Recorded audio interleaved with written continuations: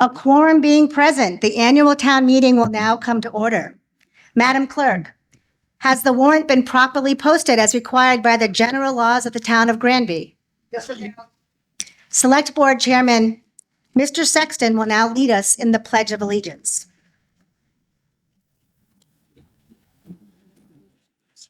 I pledge allegiance to the flag of the United States of America and to the republic for which it stands, one nation, under God, indivisible, with liberty and justice for all.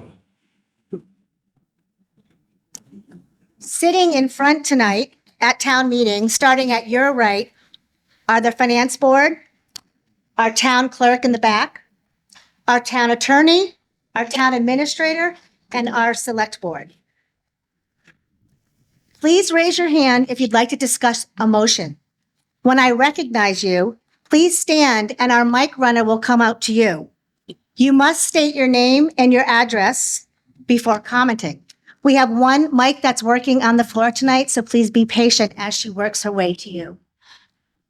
Please do not direct a comment or question to a particular member at town meeting. Direct your comments or questions to me and I will direct it to the appropriate individual. In the handouts that you received tonight is the Finance Committee Capital Expenditure Booklet, in which you will find the warrant that was posted. In the back of the gym, for those of you who are new, there are guides to the town meeting procedure if you'd like to grab one. And there's also an amendment form for those of you who may be asking for an amendment for you to use and fill out. If you are a non-resident or non-voter, please sit in the non-voters section in the back of the auditorium. And I would also like to welcome our National Honor Society student, who is our mic runner tonight. Please treat her kindly. The moderator will now recognize our town clerk for reminders. And if you are having trouble hearing, please shout it out so we can talk louder. Good evening. Thanks for coming out. Just reminding everybody about next Monday for our annual town election. That's at the high school in the gym. Polling hours have changed for this one. It's starting at noontime, 12, going to 7 p.m. And again, I said it on Candidates Night, I'll say it again, it's because of all the mail-in ballots I got from the presidential primary. I've mailed out about 900 ballots, so they're flowing in. We're about 300 now, so this could be actually a pretty good turnout this year. I stress that at this point, don't use the United States Postal Service. Take a ride up to the office. There's a drop box. It is the box that is red, white, and blue, not the black one. That's for other town things. So just please use that box. Not that your ballot won't count in the other one, but it's the other one, the ballot box locks. So we want to put your ballots in a safe box there. So if there's no more applications now for early voting by mail. Today was the last day. If you're going to be out of town, and something comes up, you can do an absentee ballot in my office. You can do it during regular hours, but Friday, May 17th, I will be there all day to 5 o'clock for anybody that wants to do an absentee ballot because they're unable to get to the polls on Monday. Other than that, I think that's pretty much it. So hope to see everybody out there to vote, and thank you. The moderator will now recognize Mr. Libera of the Finance Committee.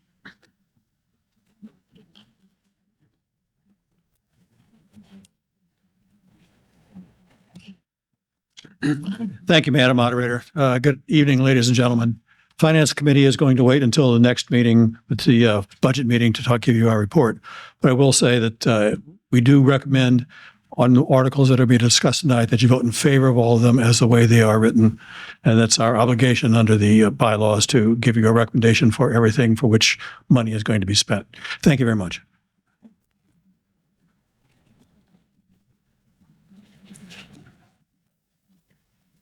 The moderator will now call on Mr. Sexton to present the motion under Article 1. Madam Moderator, I move the town vote to conduct the business of the meeting as follows. On May 13th, 2024, consider Articles 2 through 23, and on June 10th, 2024, consider Articles 24 through 32. Second? And discussion? This requires a majority. All those in favor, please raise your cards. Thank you. Any opposed? The motion passes unanimously.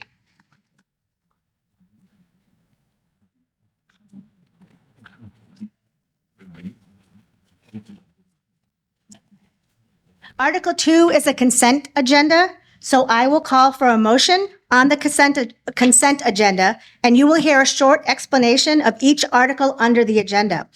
If a town meeting member has a question about the article I am calling and believes that separate debate or a vote for a specific article is necessary, please raise your card and yell, "Hold." I will then remove that article from the consent agenda and restore it to its original place on the warrant for debate and discussion. When I've gone through all the articles in the consent agenda, I will call for a second and we will vote in a single vote on the remaining articles on the consent agenda. If a majority of the members vote in favor, those articles will be considered passed by one vote through the consent agenda. The moderator now calls on Mr. Sexton to present the motion under Article 2. Madam Moderator, I move the town vote to approve the consent agenda as follows. Article 2A. The town votes to authorize the select board to conduct the following activities for fiscal year 2025. A, to sell after first giving notice of time and place for sale by posting such notices of sale in some convenient and public place in the town 14 days at least before the sale, property taken by the town under tax title land, low value procedure, provided the select board or whomever they authorize to hold such public auction may reject any bid they deem adequate or inadequate. B, to apply for and accept federal or state grants or monies as may be available as to the following select board to expand any funds received as set forth in an appropriated application. C, to enter into a contract with the Massachusetts Highway Department for the construction and maintenance of the public highways for the ensuing year. Explanation?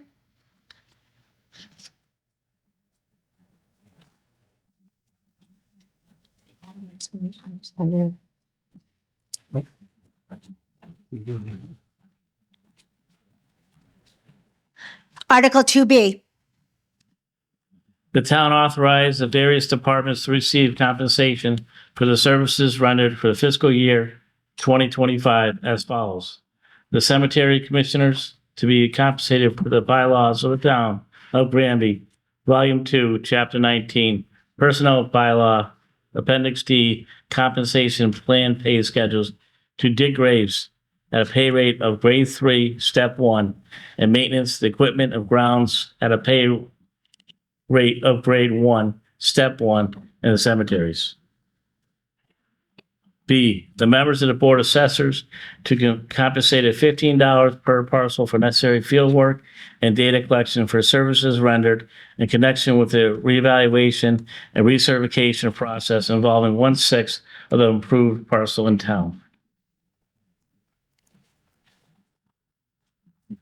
The members of the Board of Health, their consultants, are to receive compensation at a wage rate of $35 per inspection for specific required activity. D, the members of the planning board or their appointees are to receive compensation at a wage rate of $65 per inspection. Article 2C.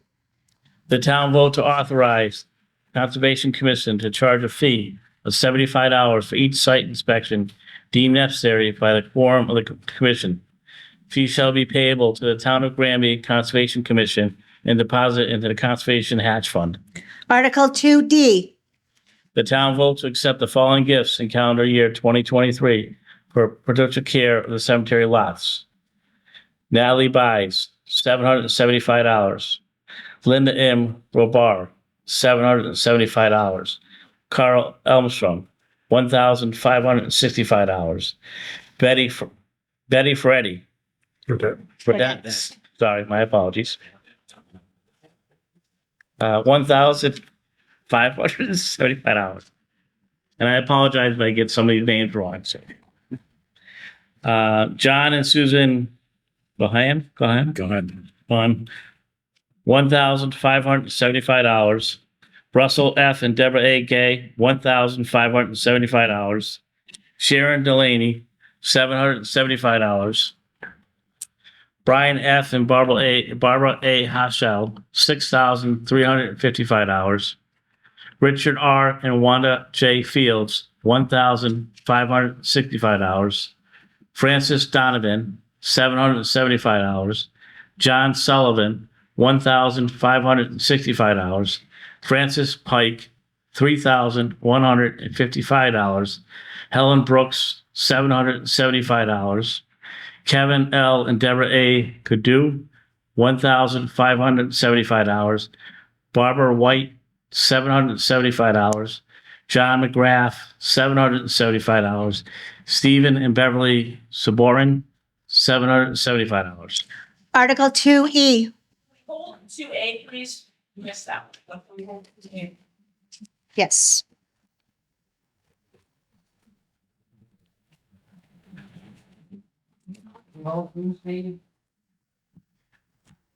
Did someone say something? Yes.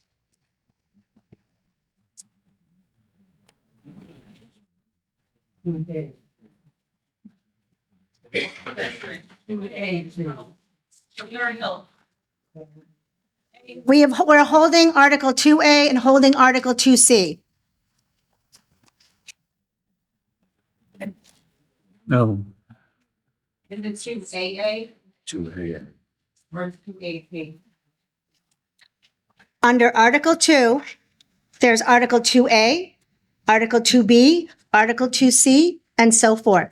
So far, I've been asked to hold Article 2A, which will come out of the consent agenda and be voted on separately and discussed separately.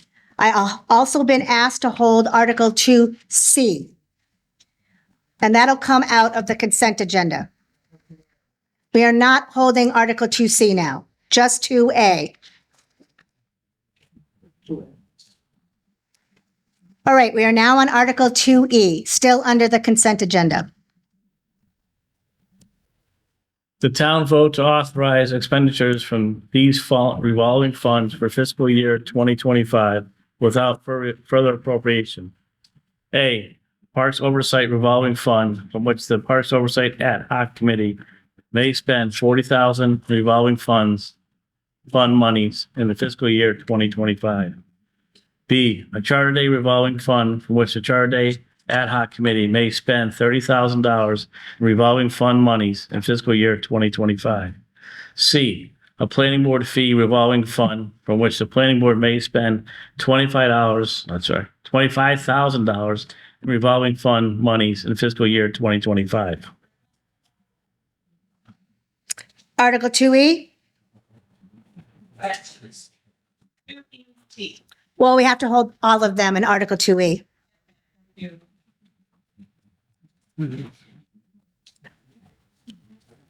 Moving on to Article 2F.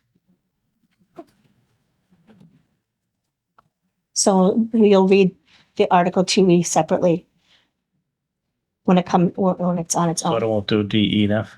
No, that'll come Okay. right separate.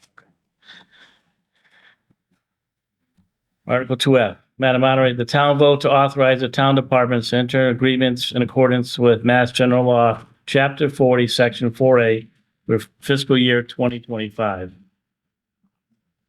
Article 2G.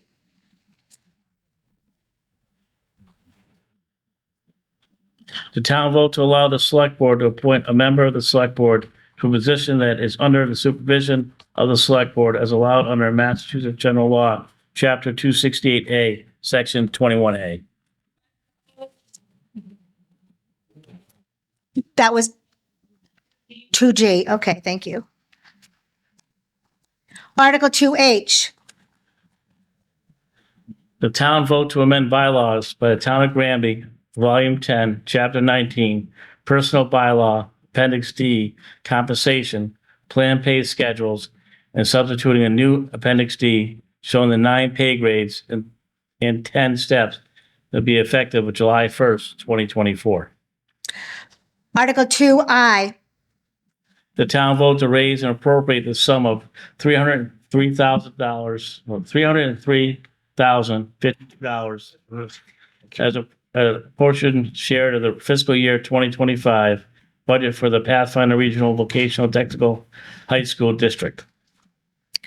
Article 2J. The town vote to transfer from available funds the sum of $272,708.43 authorized under Chapter 291 of the Acts of 2004 for highway construction improvements defined under Chapter 90 of the general laws. Article 2K. The town vote to transfer from free cash $175,000 for the purpose of funding the town's other post-employment benefits, OPEB, liability.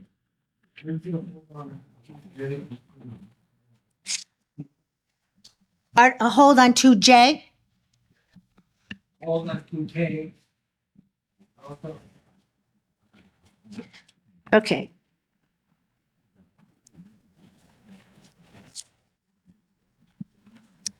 So I will now call for a second to go through the consent agenda. Second. So we are now ready to vote on the motion to approve the consent agenda items. 2B, 2C, 2D, 2F, 2H, 2I. That's it.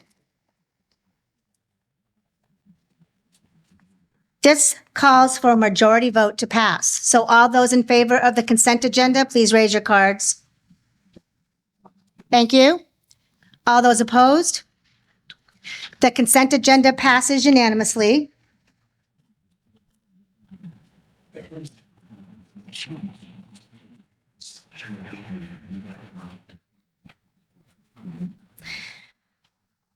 So the moderator now calls on Mr. Sexton to provide the motion under Article 2A. The town to vote to authorize the select board to conduct the following activities for fiscal year 2025. A, to sell after first giving notice of time and place of sale by posting such notices of sale in some convenient and public place in the town 14 days at least before the sale, property taken by the town under tax title land of low value procedure, provided the select board or whomever they authorize to hold such public auction may reject any bid they deem inadequate.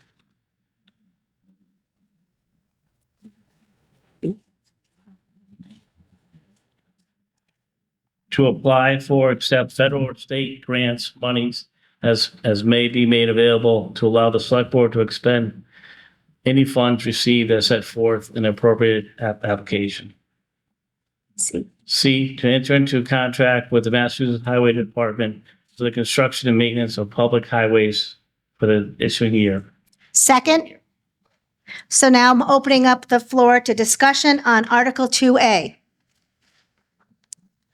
So Maggie, this woman here standing up.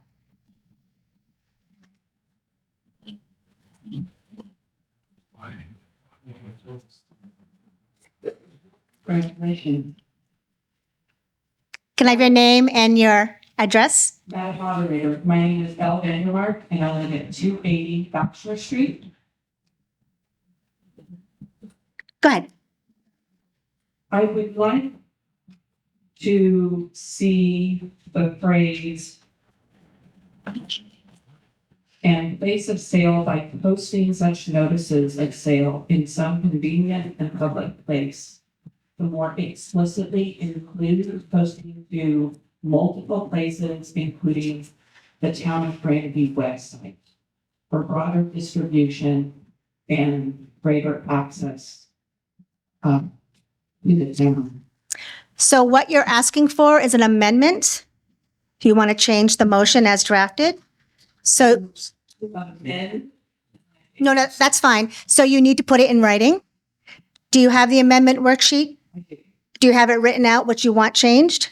I can. Yes, so it needs to be written out so I can properly vet it. Sure. There can only be one official. While we're waiting for her amendment, we have another question up here in front. Can you stand up, please, no, that mic doesn't work. My question is, for Janice Kovich, Kendall Street, 99. Is 14 days the standard to let someone know or to let the town know before the sale? It's like a kind of a quick time frame. Council students. Could it be longer? Sorry, could it be longer? So she's asking is 14 days the standard amount of time, or can it be changed? It's at least, so 14 days would be the minimum amount of time. That's the Mass General laws. That's the Mass General law? Okay. Or there's 14 days is kind of short for people that are busy to be able to see things, depending where it's posted and where you're putting the communication in regards to something going on per se. Thank you. No other questions while we're waiting for the amendment? There's a question over here? Oh, okay.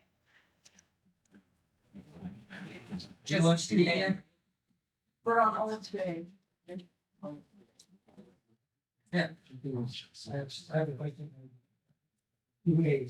Oh, okay. Stand up so she can see you.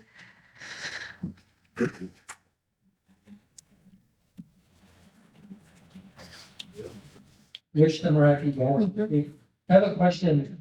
Which roads are we talking about? Are these roads that David assigns to be redone or Mass Highway Department?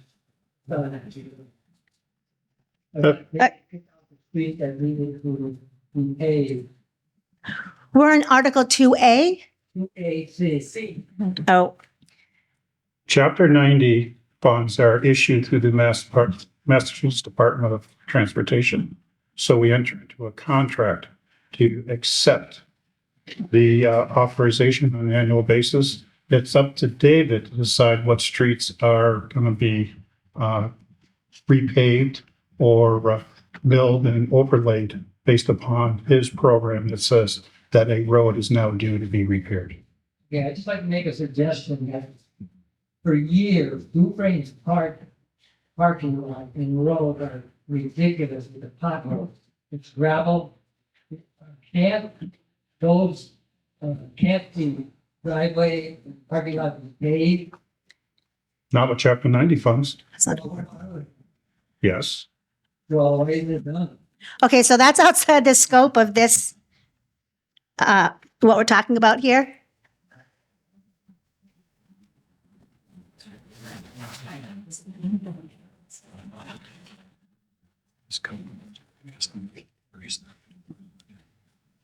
Tell you, I don't think sentence. He's correct. No, that's something. In there.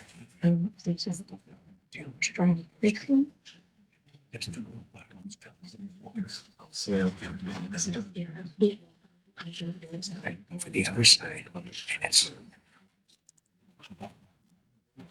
So it's purple. Next year.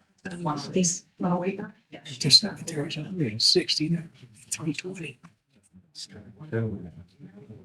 It goes wrong time. None of them are big. It has.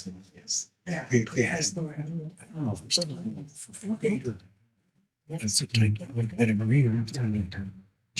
Yeah, I was to work on it first. Bring the main, it's the same, maintain. So the amendment reads as follows. To remove by posting such notices of sale in some convenient and public place, so deleting that language and inserting in its place, by posting such notices of sale to the Town of Granby website and multiple public places. And then the sentence would continue on with, in the town 14 days at least before the sale. So in order to discuss this amendment, I need a second. All right, so now I'm going to need a motion to stop debate on the main article. And seconded. I need a majority. Okay, so at this point now, we're going to stop talking about the main motion and talk about the amendment. Only the amendment, which is the deletion of that sentence and the substitution. Does anybody have any questions on the amendment proposed? Madam Moderator? Is this amendment Get you a microphone. only for items that are of low value? It's not homes. Does this amendment, or rather does this article apply only to items of low value, for example, not homes? Yes.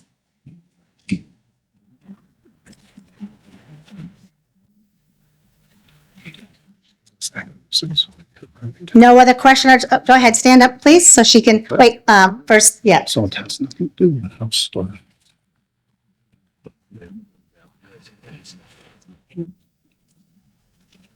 What would that mean, low value? It looks like it's staying on all properties, so we're assuming it's home. What is the low value?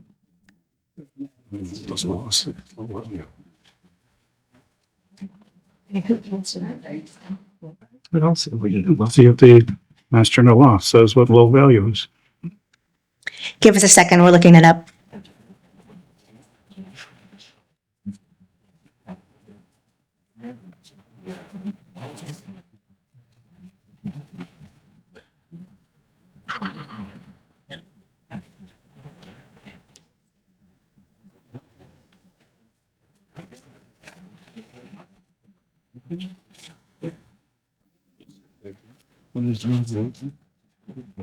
You just said it. The pro-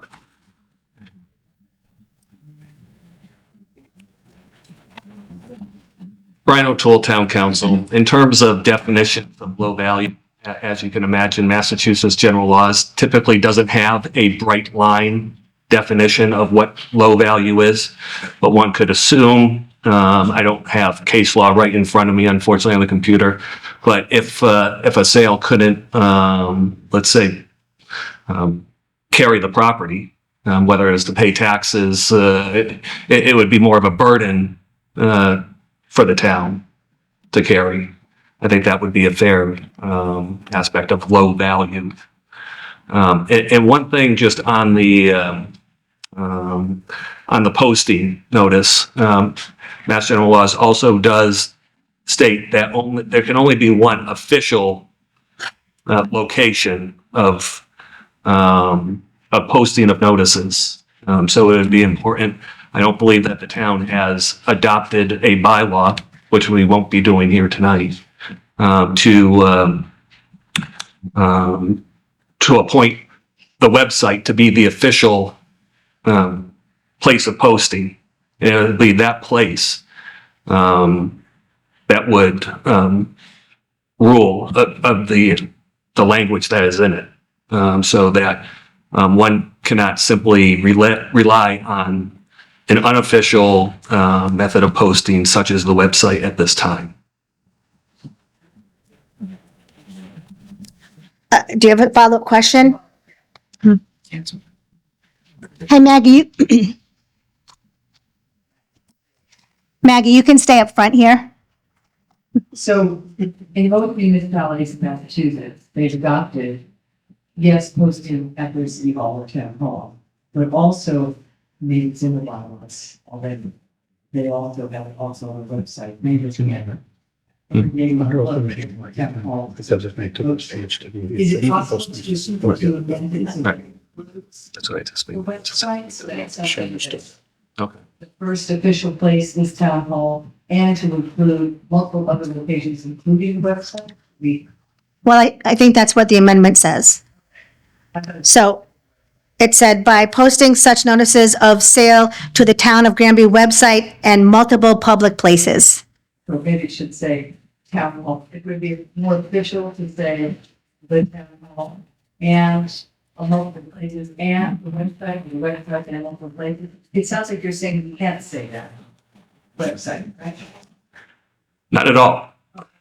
I suppose it was more just cautious. We have this amendment here, okay, but there will still only be one official place for the posting as dictated by Mass General Law, which would be, is it the town hall still?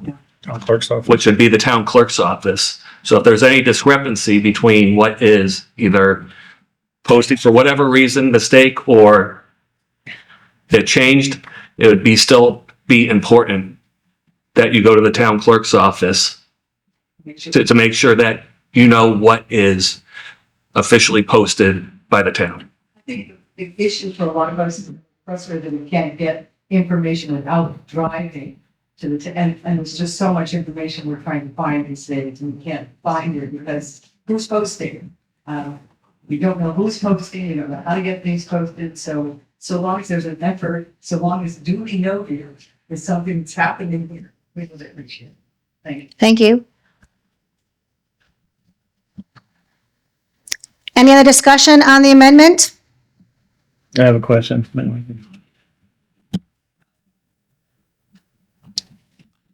It's more or less for Attorney O'Toole.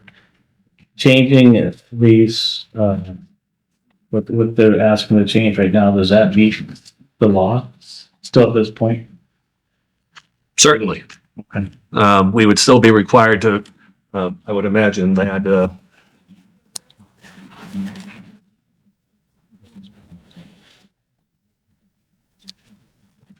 much like how the original, or at least the proposed 2AA said, by posting such notices of sale in some convenient and public place, or to the town of Granby website and multiple public places, the town would still be required to post at its designated official place of posting.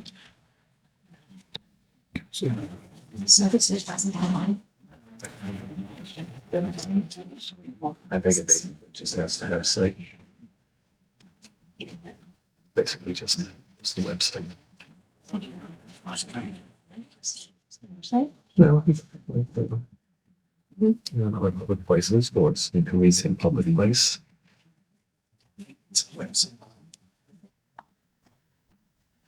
Are there further questions on the amendment while it's being discussed in the back? Go ahead.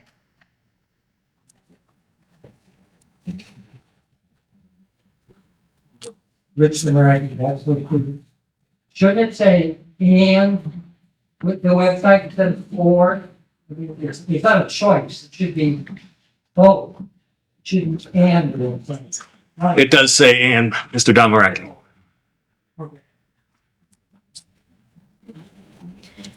I will read the amendment again. By posting such notices of sale to the town of Granby's website and multiple public places. Any other discussion on the amendment? In order for the amendment to pass, it must pass by a majority. All those in favor of removing by posting such notices of sale in some convenient and public place and replacing that with by posting such notices of sale to the town of Granby website and multiple public places, please raise your cards. Thank you. Any opposed? The amendment passes unanimously.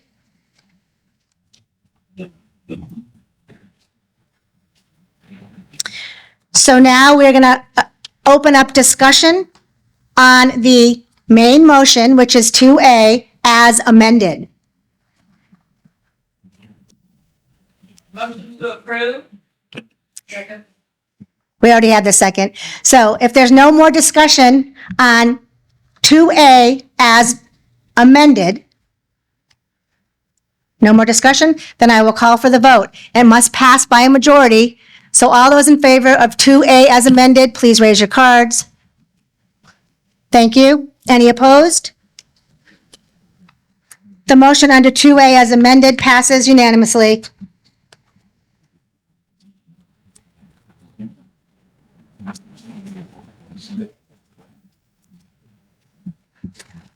The moderator now calls on Mr. Sexton to present the motion under Article 2E.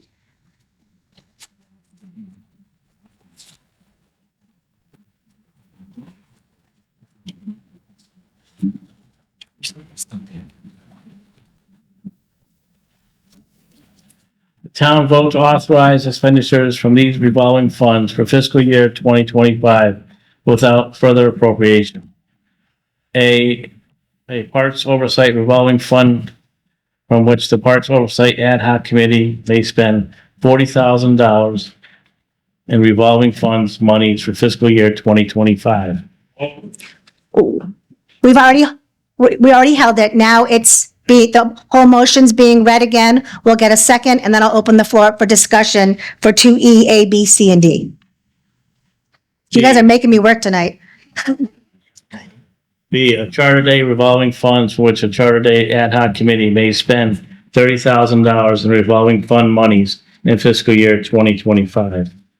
C, a planning board fee revolving fund for which the planning board may spend $25,000 in revolving fund monies in fiscal year 2025. D, an after-school activities program revolving fund for which the superintendent of schools may spend $20,000 in revolving funds monies in fiscal year 2025. E, a dog revolving fund from which the police chief may spend $14,599 in revolving fund monies in fiscal year 2025. F, a library revolving fund from which the library commissioner may spend $2,000 in revolving fund monies in fiscal year 2025. Second. Now we can have discussion. Go ahead, ma'am.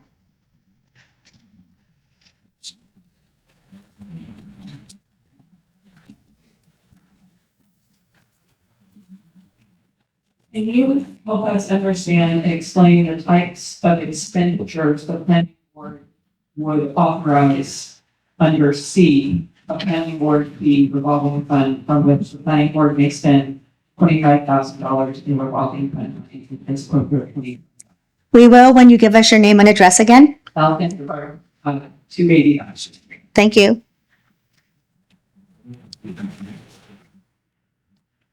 The planning board, in order to conduct business, has to advertise any public hearing. That's an expenditure. They also will hire consultants, expert consultants, to review an application when it's being submitted. They spend the money, but then they usually back charge the applicant for those expenses. But they do have to be able to have authorization to spend that money also, even though they're getting it from a third party. There's also we contract with the Pioneer Valley Planning Commission for town planner services. Due to the fact that we don't have a on-staff town planner, we do contract with them for their services, which we get billed. And that is another expenditure that gets paid out of this revolving fund from fees raised. Does that answer your question, ma'am? Yes, thank you. And we had a question right here.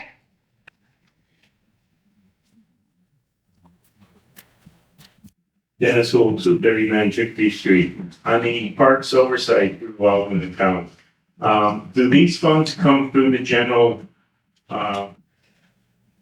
accounting?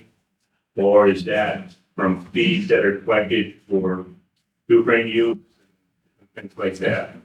Yes, those are for the fees charged for the rental of the pavilion and other structures on the park, and also any deposits that are made that we don't return back to people.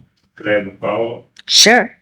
Okay, so with all the work going on at Dufrane's, where are those funds going from the harvest of the loan? Would this be a good opportunity to put that money in this and correct some of the deficiencies like the roads and other issues at the park? Number one, the money received from the harvesting of the timber, we have placed in a special fund for future work to be done at the park. Okay. We just didn't throw it in there because with the type of, we received about $71,000 for the timber. I would like to be able to have at least the selectmen oversee what the money is being spent on also, after holding public comment and things of that nature. If we just hand it over to a committee of 4 or 5 people, then they get to spend it. And a lot of times their meetings are not public. I want to be able to make sure it's done at a public meeting so people can attend and be able to discuss with the selectmen how that money can be spent. Thank you. Over here. Stand up, Jen. No, you need the mic, trust me.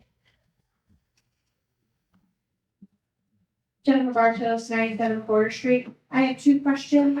The first is, the parks oversight, is that only for Dufrane's or would that include, Brown Mountain and other parks? And the second one is on the Charter Day revolving fund.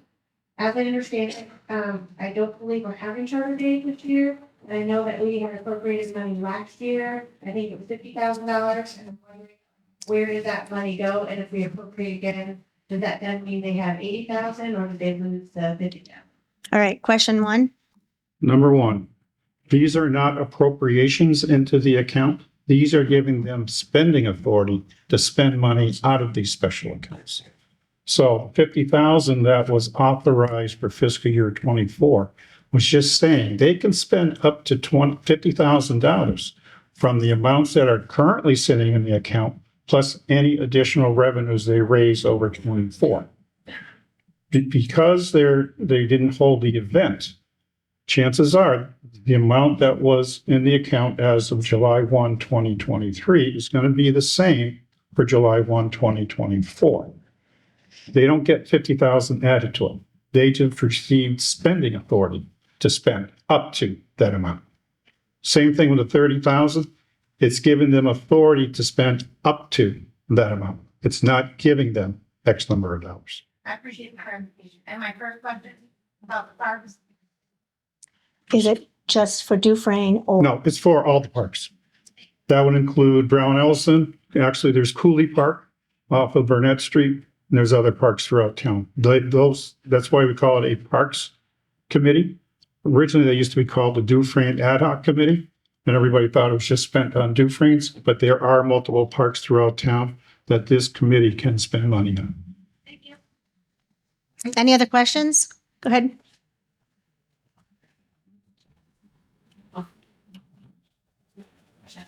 Which summer I think that's what should. I just had a question on 2BF. I'm sorry, 2BE, the bond revolving fund. Where did that money come from? Did that come from flood rights? And where is this chief spending 15,000, 14,500 million? What is that being spent on? Yes, the amount that is funding this is from dog license fees, dog fines, things of that nature. As to where this is being spent, it is spent on the to maintain the dog pound behind the highway garage. It's to pay the dog officer a stipend to be able to go out and track down stray animals and bring them there.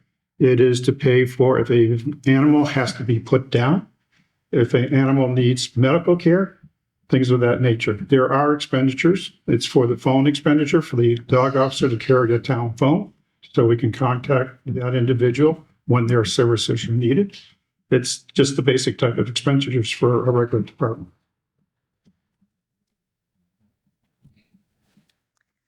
In order for Article 2E to pass, it needs a majority. All those in favor, please raise your cards. Thank you. Anyone opposed? Article 2E passes unanimously.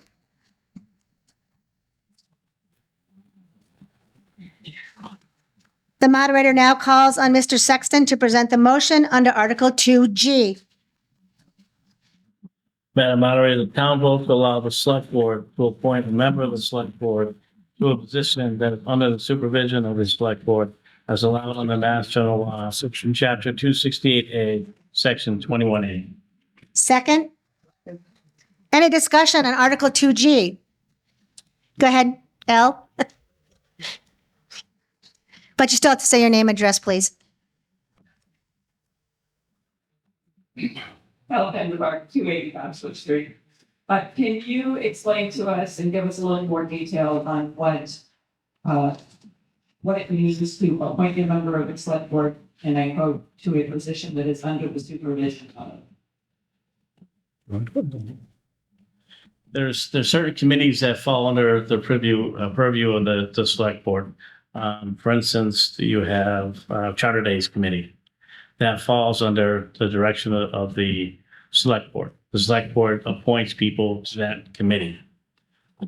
So that would allow us to, just in the past, appoint someone from the select board onto that committee or various other committees that are not elected committee with boards. It's ones that for instance, the finance committee. Those. I'm going to write an amendment, just so give me anything. Thank you.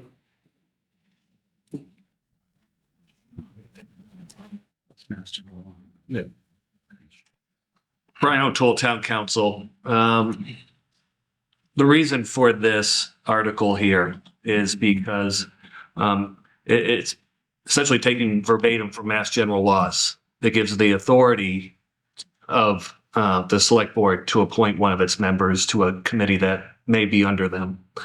I'm more than happy to see the amendment, but I'm not quite sure how much futzing we can do with it. Lynn?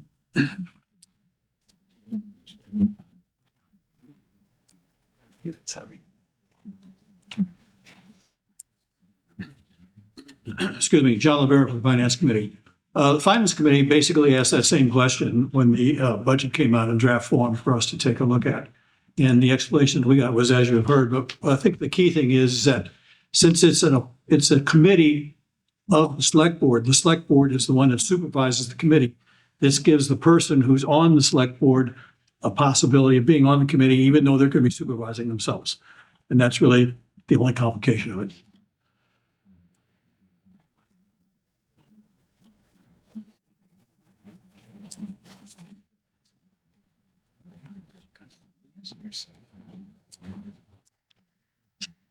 Are there any other questions while we're waiting for the amendment?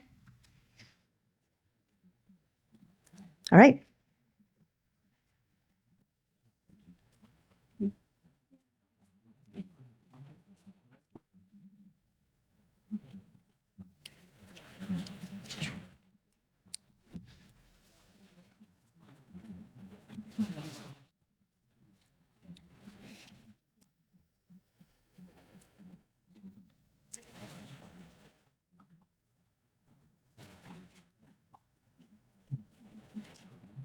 I actually need to know this. There's not really good word oversight is the right word there.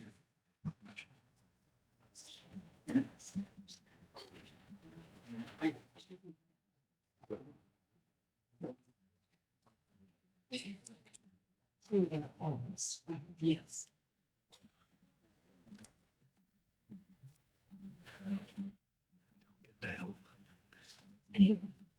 Sure, this is some time to guess. Yeah, I just gotta keep talking. Why? She has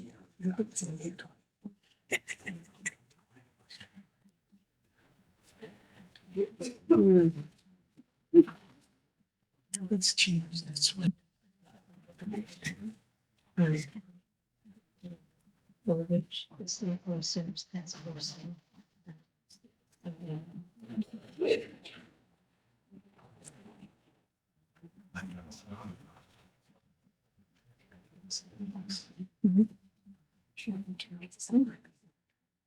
It's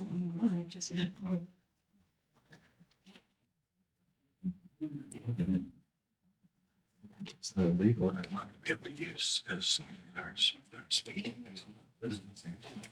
No.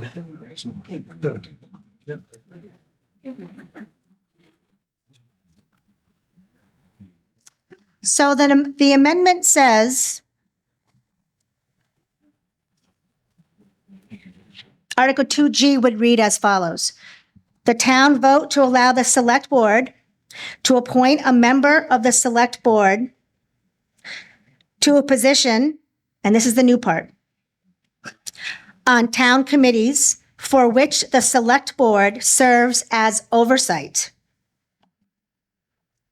as allowed under Mass General Laws, Chapter 268A, Section 21A. Actually, Lynn, bring that over. Does it say just committees? To a position on town committees.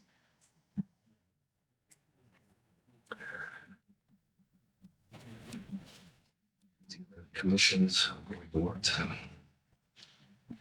So it can't say committees. And the officer position. Committees, that's commissioner board.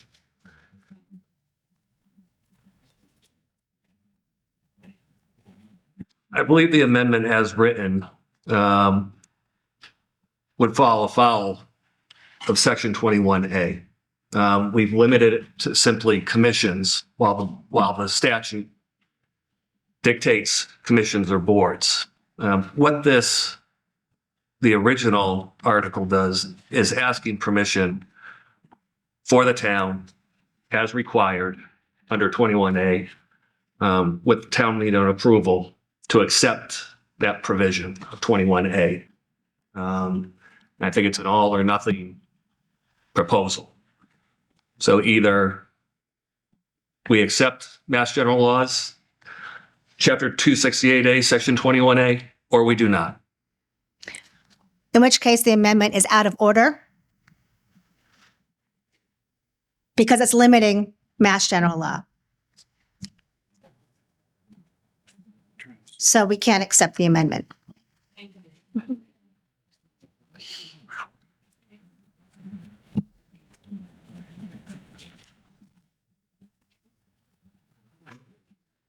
Sure.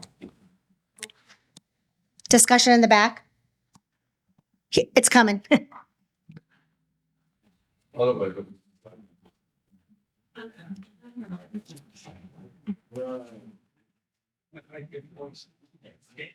Greg Lynn, 160 Bassett Street, to town council. I'm we were voting for this article. Would this be dead along people as bylaw? No, because Mass General Law requires a vote of town meeting on an annual basis. So it would be recurring. It has been a recurring. Thank you. Any other questions? Way up in the back, Seamus? They can come down.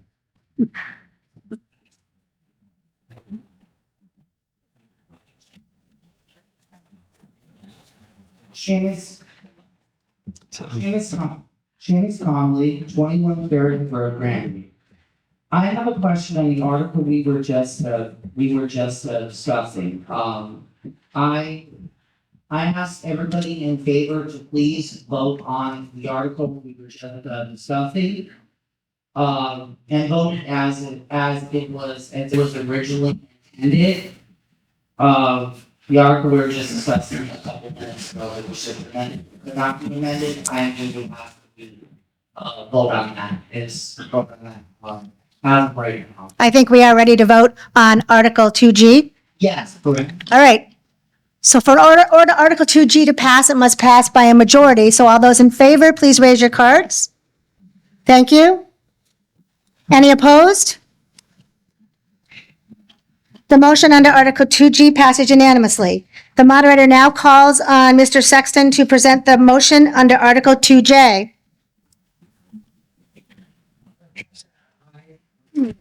Was I one that we held? I don't. We did not hold I. We did not hold I. We voted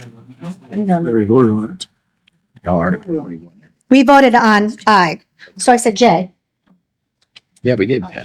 No, we passed to I. It already passed any consent agenda. No, Jay was held. We held J. So I'm asking for J. 2J, 2K were held. Right. So I'm asking for Mr. Sexton to present the motion under Article 2J. Madam Moderator, the town vote to transfer from available funds the sum of $272,708.43 authorized under Chapter 291 of the Acts of 2004 for the highway construction and improvements defined under Chapter 90 of the general laws. Second. Any questions or discussion on 2J? Sure. Go ahead. Leonard Yakir, 32 Fairwood Hill Road. I have two questions.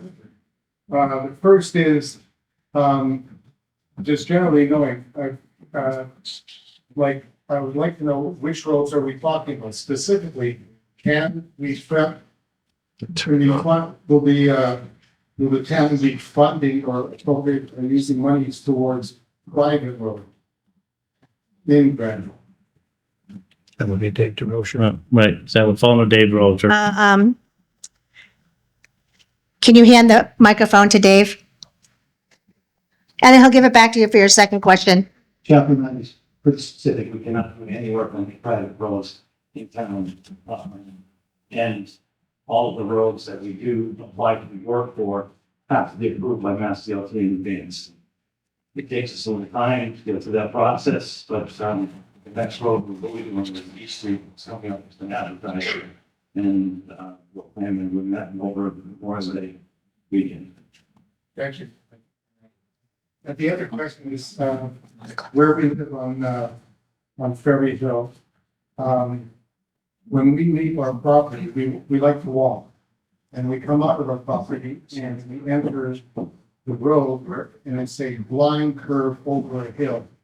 And numerous times we have to jump out of the way of cars coming around that can't see us, and sometimes we can't see them. Is there any plans to deal with changing speed, dangerous areas, and or having some sidewalk access so that people you want to fade it?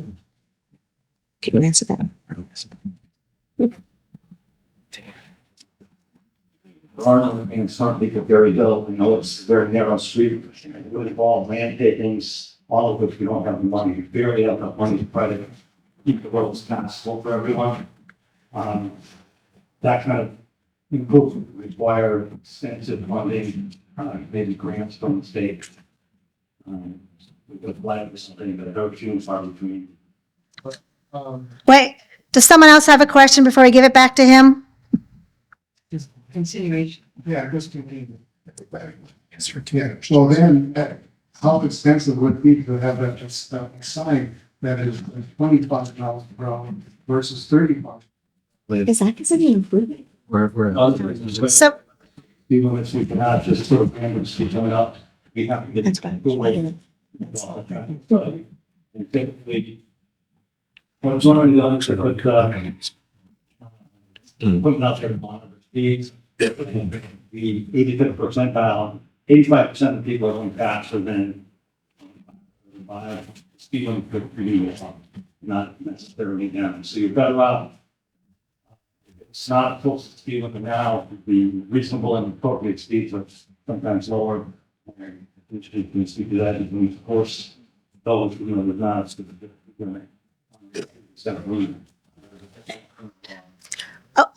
actually, you're getting outside the scope of the article now, so speed limits have nothing to do with the improvements of the highway. Thank you. Are there any other questions on Janice? Janice Kovich, 99 Mill Street. It was noted and I missed it. But how did we come to the total of the 272,701?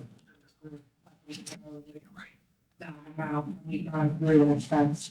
It all was just get the dollars. Chris will That's the answer. amount of the FY '25 allocation from the state under the Chapter 90 program. Okay, so that's what the C is provided Yes, to this round. yes, ma'am. I understand.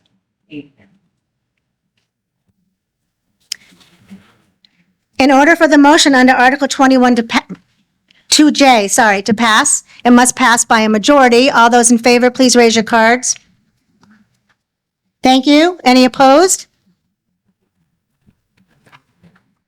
Article 2J passes unanimously. 2 down, 21 to 0. The moderator now calls on Mr. Sexton to provide the motion under Article 2K. Madam Moderator, the town vote to transfer from free cash $175,000 for the purpose of funding the town other post-employment benefits, OPEB liability. Second. Any discussion? Go ahead, Rich.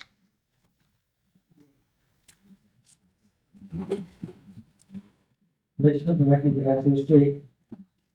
These are the type of articles I don't like to see where the town administrator or the select board is saying they could take $175,000 from 6 different places. So don't you know where the money is being taken from? You're saying it could be raised and appropriated, it's coming back to the No, Rich, the motion is from free cash. okay, just from free. Just from free cash. All right, good, thank you.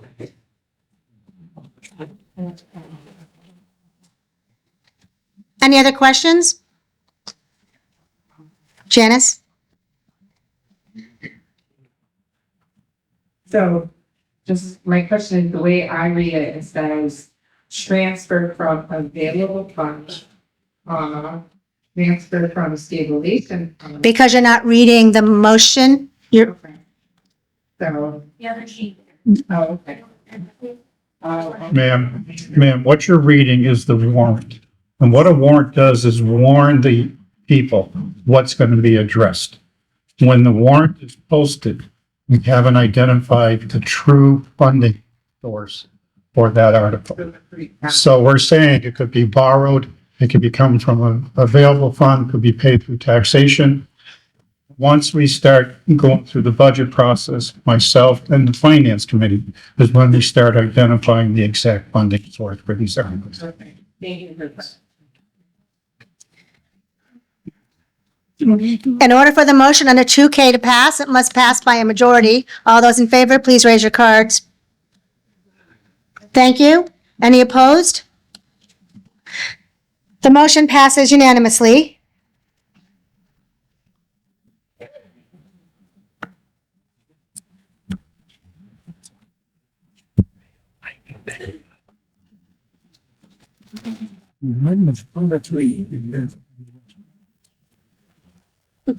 The moderator will now call on Mr. Bollier to present the motion under Article 3. Oh, Mike.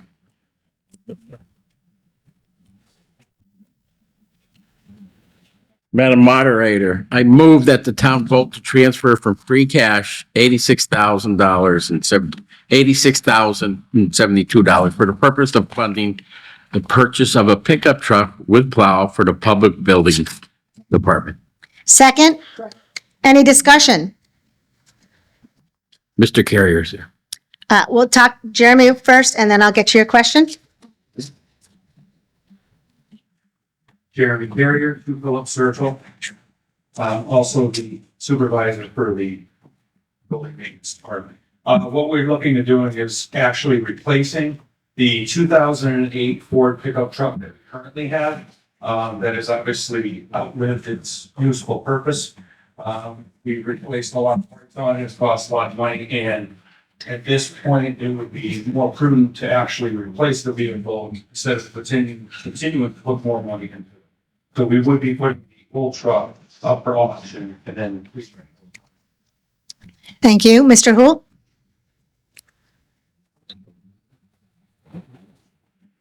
Dennis Hole, 239 Chickpea Street. Can you give us a better description of what this pickup truck is going to be?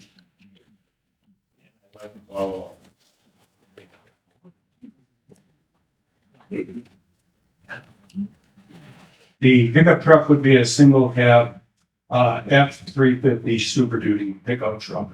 And it would have a dump body on there. We could utilize that for all of our properties.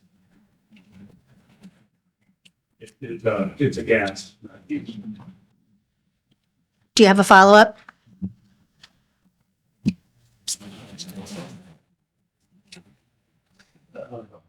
You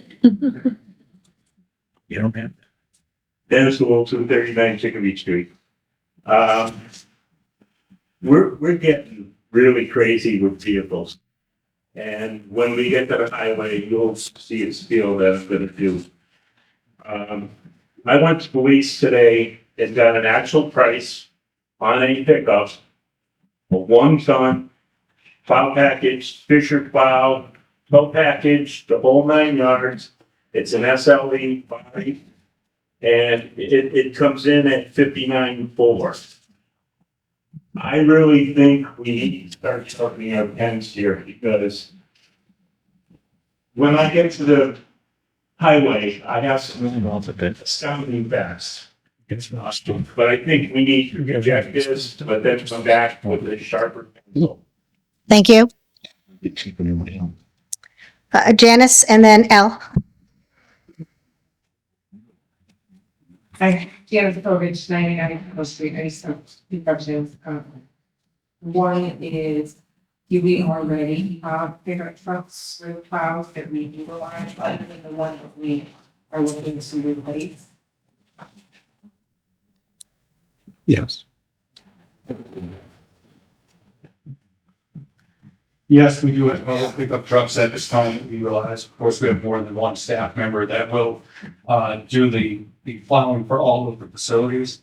For those that aren't familiar, if you actually look in the back of your book, I believe it's like third page, then you see all of the properties that our department actually maintains. So we're throughout the town doing work with them. So it's kind of counterproductive, only have one vehicle that may do that. We currently have 2 others that would have to plow. And again, this would be one coming out of service. And trying to just going back, if you don't mind, Madam Moderator, just go back to Dennis's with that. We did utilize a bid from Mark F. Ford because they're on the state program for pricing. So we do have to utilize lowest prices we can try to find. And sorry, I don't know the answer to the question, but is a pickup truck for the town really sufficient to plow the roads and the streets? It's not streets. It's not streets. It's parking lots only. Okay. We don't do the street Okay, that's what I facilities. wanted to understand. And again, if anyone that has a question, in the back of your book, if you looked at all the facilities that we do, it'll do it. So it's parking lots, we don't do roads. Okay, all right. Yeah. In the back.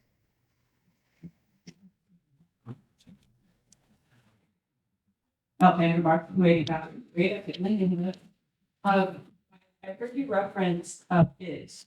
Are there multiple bids for this, or is it just a single bid for a state supplier? Same up for state supplier. Again, they're already on the approved list.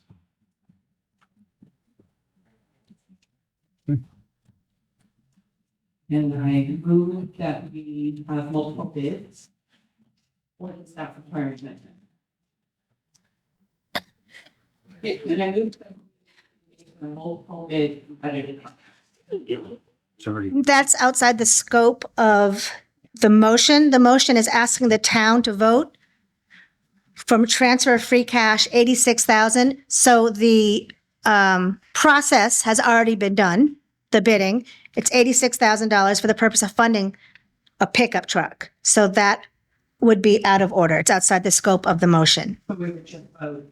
on spending the money or not. Yep.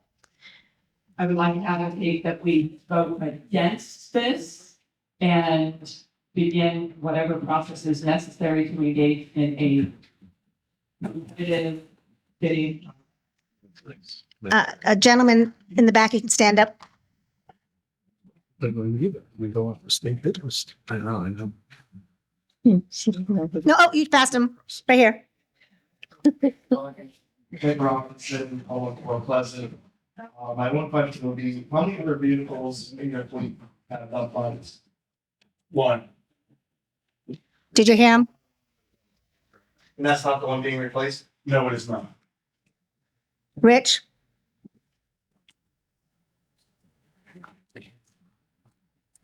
Rich Summeracki, that's just great. I agree with Dennis 100%. We should vote no on this article.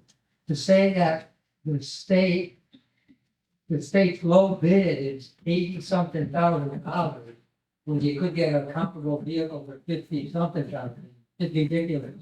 Don't go with the state amount. It's ridiculous. We have to start saving money. Mr. Hool?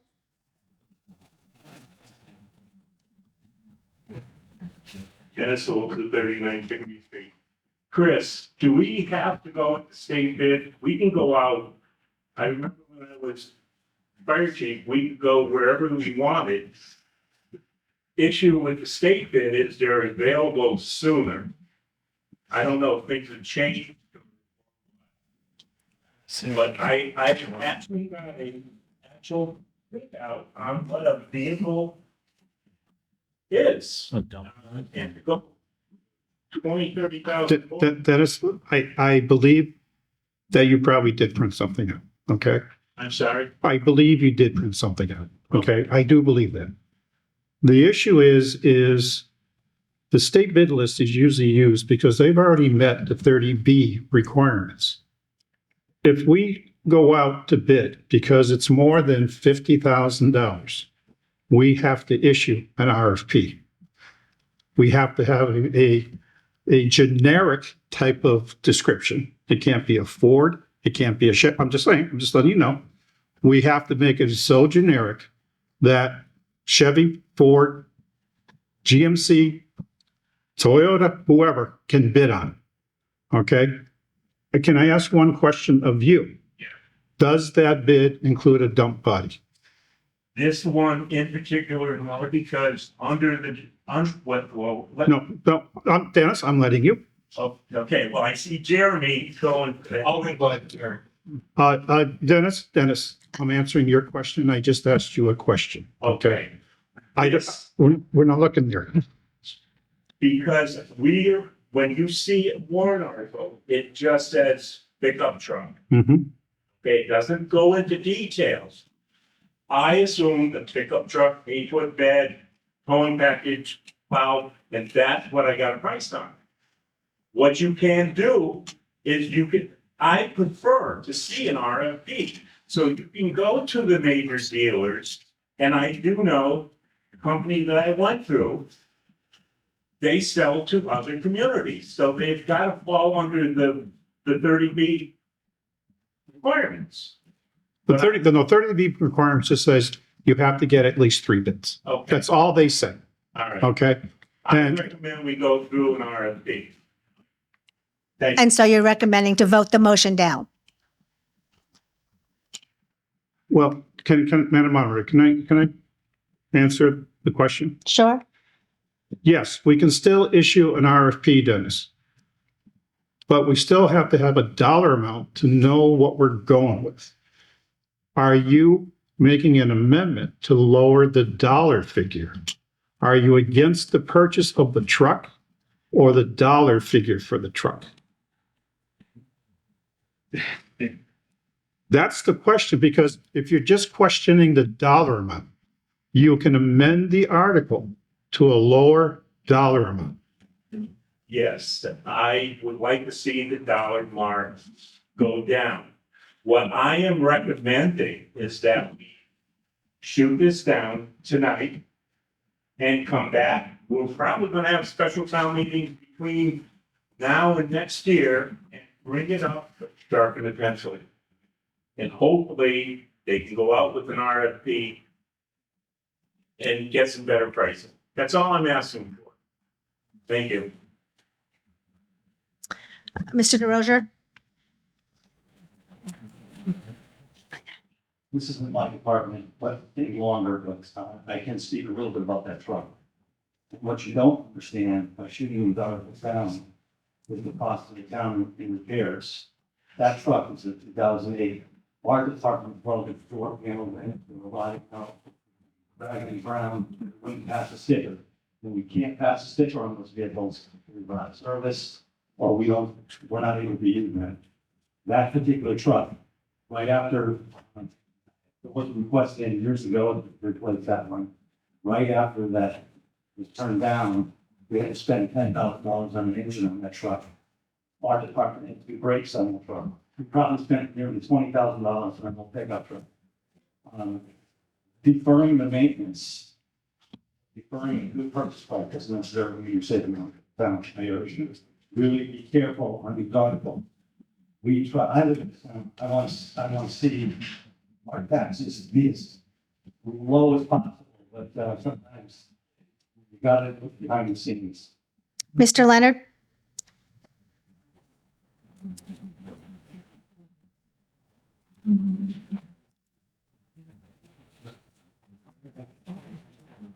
We're going to see we're not mandating that he spends $86,000.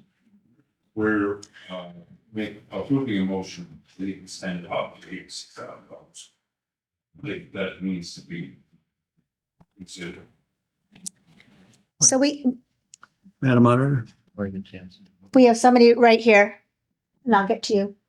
A new person, yep. Hi, Tony Ann, 26 Circle Drive. I stand in favor of this article.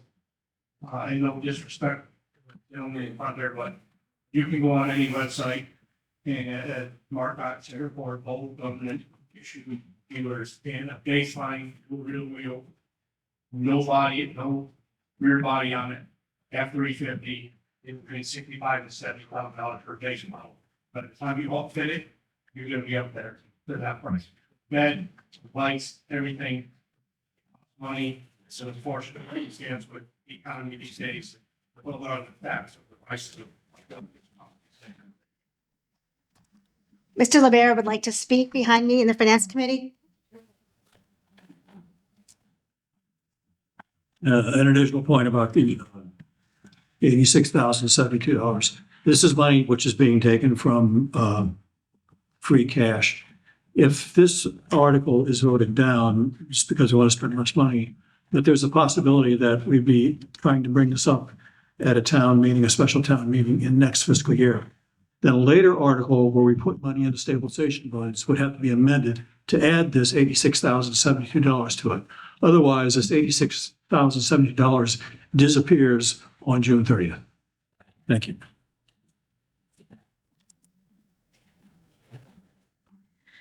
So unless somebody has something different to say that we haven't already heard, I'm going to call the question. Oh, okay, Mr. Sexton. Just in reference to the amount, and I am in favor of this, but I did look up several different websites, and the vehicle that Jeremy is referring to, 3 different websites had the amount anywhere between $76,000 and $84,000, depending on how it's outfitted, and that's just off the lot of that price. So that's 2024 F-350 XL dump bottom. Does anybody have something different to say? Right here in the back first.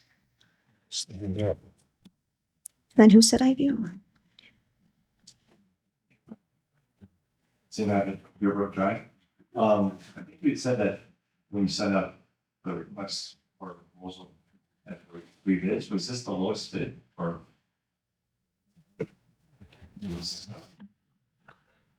This price was obtained off what's called the state bid list.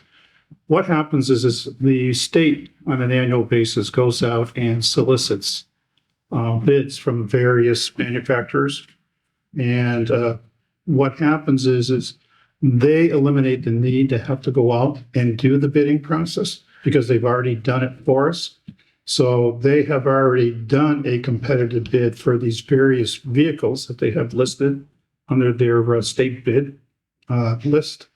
And we can then go and find a vendor who is in our area and get the price that has already been bid by a statewide bid. Janice, do you have a question? Seamus, 1 second. Janice first, and then I'll get to you. But you can come down so she can bring the microphone to you. Okay. Being in the book here, I'm a certain age that a very busy mother has trying to do every page. But I just want to understand the finance committee, with something to the effect, I'm not gonna be able to repeat it verbatim, but the money disappears. I just want to understand what it means by the money disappears. The money would still exist, right? Free cash is an amount of money that when fiscal year ends, the state balances what you spent, what you took in. It's the difference between those two, and it's returned to you the following year. But as free cash, you have to accept it and do something with it before the end of the fiscal year. You don't have to spend it, but if you don't spend it, you actually have to take physical possession of it, if you will, and put it in some kind of fund. And so that's what I'm suggesting we would have to happen. If you don't formally do that at a town meeting, then that money disappears only for a short amount of time, and that you no longer have access to it on July 1st. You have to wait until free cash is certified for the following fiscal year before you have access to that. So you would be in a position where you had an amount of money you wanted to spend, but you didn't actually have the amount of money anymore. So just a follow-up question is that you can't repurpose those funds like this year. I'm sorry, ask that again? So we couldn't take this $86,000 right now and use it for something else, we just go around. No, the $86,000 is in free cash. So at this town meeting or future town meeting, we'll do budgets. This could be spent on something else. I have a question. Especially Marcotte being on the improved list. If you buy from Marcotte, then you're buying a Ford. Is there a preference of the make of a dump truck that you like? For example, my understanding was that if you go out for a general bid, you can't specify whether it's a Ford or a Chevy or a GM or anything else. So whatever comes in, as long as it meets the specifications, your theoretical specifications, without any word about your opinion of relative quality of one brand versus another, you have to take that. Yes.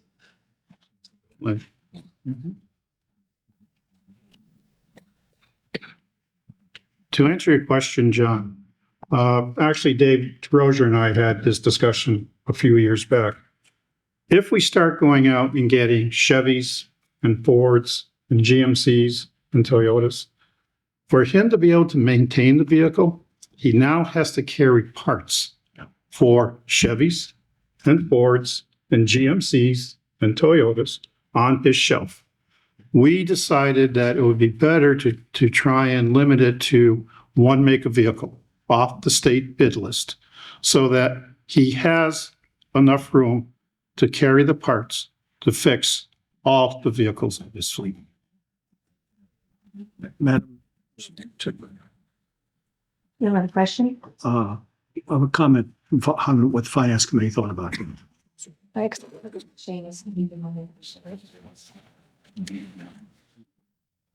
think we need one. There are a lot of vehicles that are on the list for this year, as Dennis pointed out. The finance committee looked at that, and we spent a long time talking about each of the specific vehicles which is up for sale. One thing that influenced us in recommending, as we did at the beginning, that we vote aye on all of these articles that come up is that we were taking a look and getting a little bit alarmed at what our cost of maintenance is. And adding different sorts of vehicles, different brands of vehicles, I think just adds to the cost of maintenance. And the thing that really struck us was that for years and years and years, town meeting has been bemoaning the fact that schools are falling apart, the buildings are falling apart, and nothing seems to be done year to year for the maintenance of them. Well, this is an example on a smaller scale of not letting the things fall apart to where they're not useful anymore.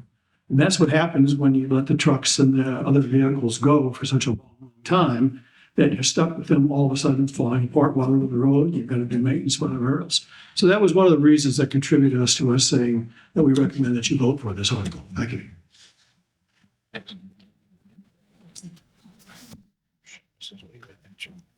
I'm going to allow Seamus to speak and then probably call the question unless someone has something totally different that we haven't discussed. James Conley, 21 Burial Road, Granby.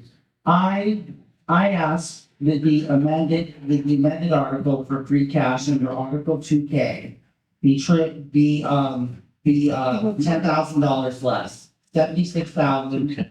Hey, Seamus, we are talking about Article 3. The motion under Article 3, we've already passed 2K.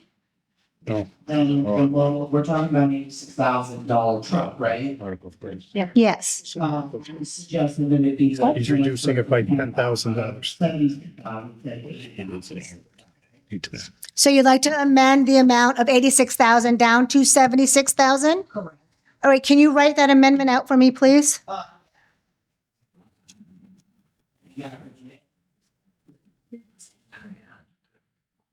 He's bringing it up to you.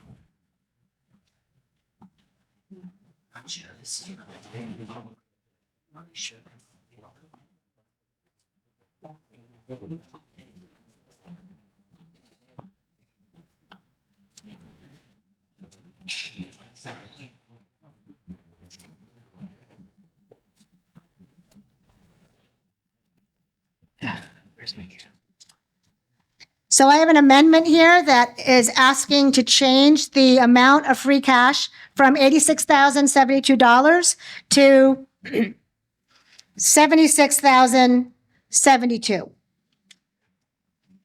Do I have a second? But I'm first going to ask to make a motion to stop debate on the motion as moved. Thank you. And now I will open up the discussion to the amendment if I have a second to the amendment. All right, so now we can discuss the changing of the amount from $86,072 to $76,072. So any discussion on that change? Rich? Lynn after, then. What? After Rich, I'll speak. I can't hear you. He wants to speak. I'm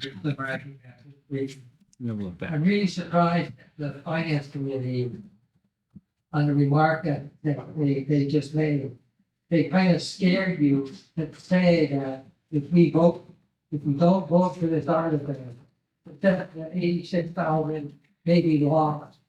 Okay, and all we have to do is vote on it at the second half of this meeting, to put it to the stabilization fund. So it's like a savings account. So we don't lose the money We're addressing it here. that way. That's what I said. That's exactly what I said. Any other questions? Rick, did you have a question? Glenn? Oh. Quick comment.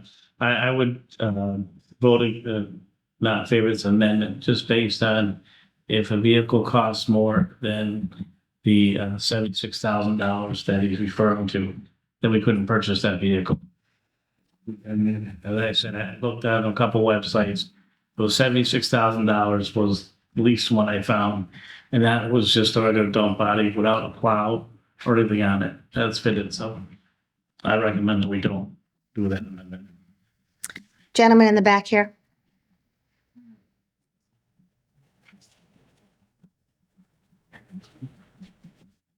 What I wanted to, I just want to point out that $10,000 less than 0.05% of the money to this town we're talking about right now. Mr. Randall? Madam Moderator, I call the question. So Mr. Randall would like to vote on the amendment. In order for this amendment to pass, it must pass by a majority. So right now, we're voting on the change from 86,000 to 76,000. All those in favor of that amendment, please raise your cards. All those opposed? So the amendment fails. And we now go back to the main motion under Article 3. As originally drafted. Are there any more comments on that main motion? Madam Moderator, I call the question. In order to call the question, I need a 2/3 2/3. vote from all of you in order to vote on this. Can I please see your cards if you want to vote? Thank you. She called the question, which means she wants to vote on the motion as originated. And end discussion. So we have ended discussion because more than 2/3 of the floor asked to move the question. So now we will vote on the motion under Article 3 as drafted. All those in favor, please raise your cards. Makes sense. Thank you. All those opposed? The motion passes by a majority. The moderator calls on Mr. Vollier to present the motion under Article 4. Madam Moderator, I move the town vote to transfer from free cash $8,750 for the purpose of funding the purchase of a landscape trailer for the Public Buildings Department. Second. Discussion. Go ahead, Jeremy.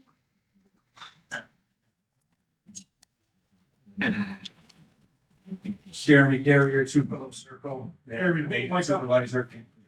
Fine, go ahead. Yep. All right, so Jeremy Carrier, 2 Phillips Circle, maintenance supervisor. So this landscape trailer would help us in aiding us to get to all the properties that we do. Bring the equipment that we need as we can one. Currently, if we have to bring multiple pieces of equipment, we have to make multiple trips. So therefore, we're cutting down on the efficiency for our department to actually perform duties at the location if we have to continue to transport it back and forth. So this would allow us to put a piece of equipment on here, or instead of loading up on the back of the truck, we can also add that onto a trailer and go with that. Thank you. Any further discussion or questions? Go ahead. Over here to the right. Yep. You guys already have, I guess already answered that. I'm sorry. Been a long day. Someone over here had a comment? Okay.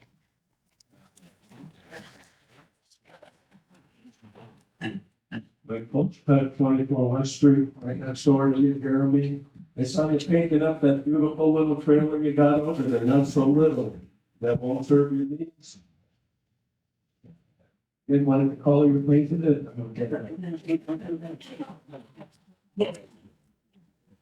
I'll give you my microphone. Again, Jeremy Carrier, 2 Phillips Circle. So what Mr. Bobachek is referring to is a 5-ton dump truck that we have, and that'll actually utilize for our large area mower. So we have a 16-foot wide mower, and we also have a tractor that has to go on that.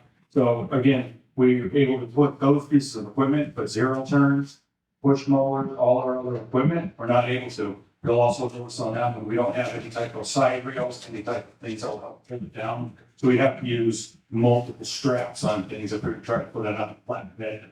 5-ton trail, sometimes a 5-ton trail would also be overkill on the side of the parkway. Or to get into areas like our library and the senior center currently, weren't able to fit that trailer. Any other questions?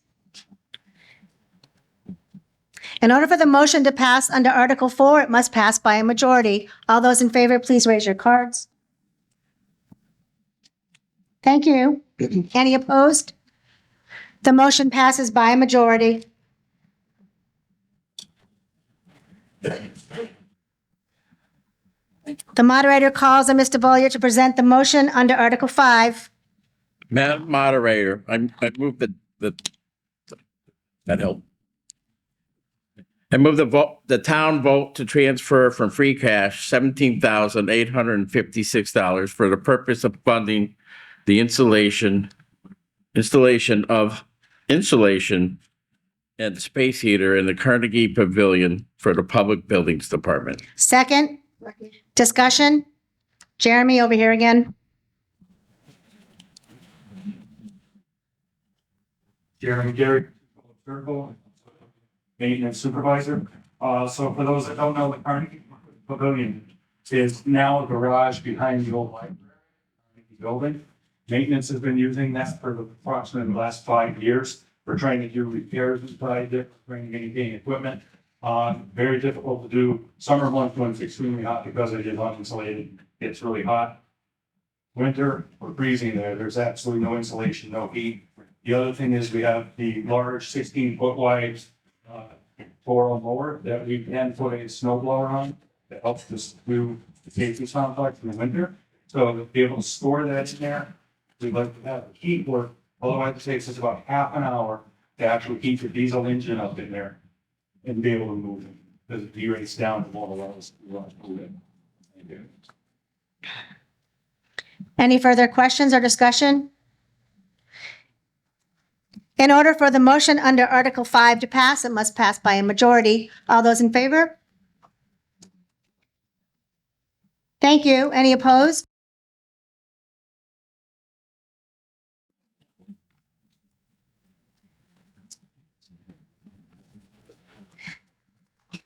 The moderator now calls on Mr. Bollier to present the motion under Article 6.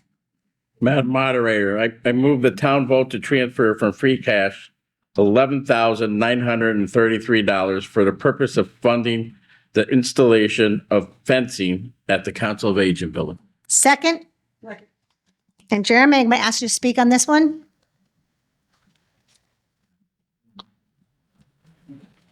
Jeremy Carrier, Two Circle, meeting supervisor.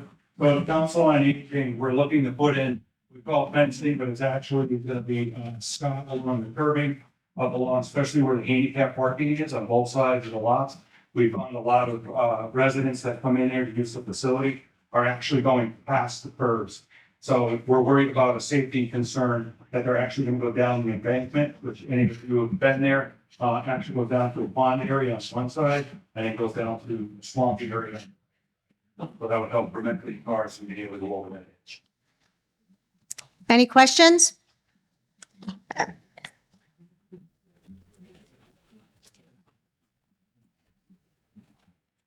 Now, here you got the street. But do you have any cars gone up to the end?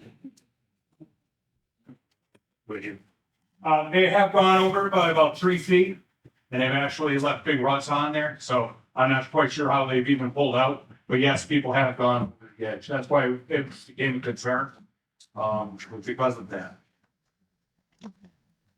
Up on the bleachers?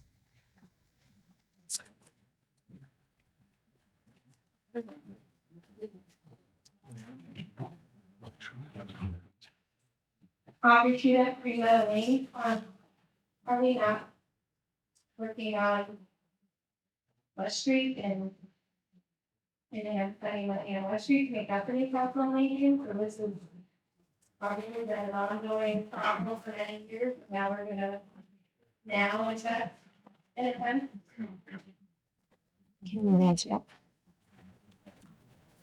Does anyone want to answer that?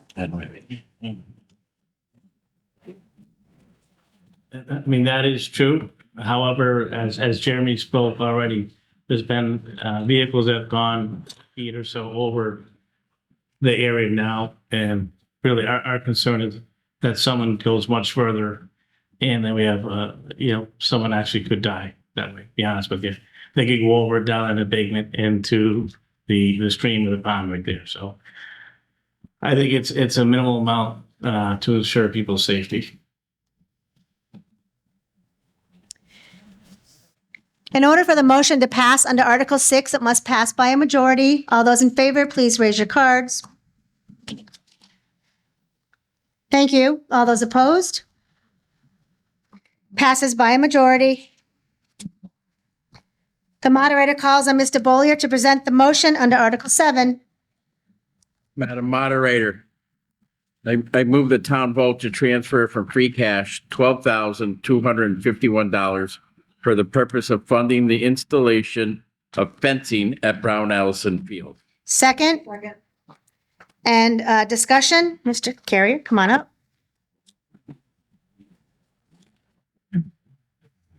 Jeremy Carrier, Two Circle.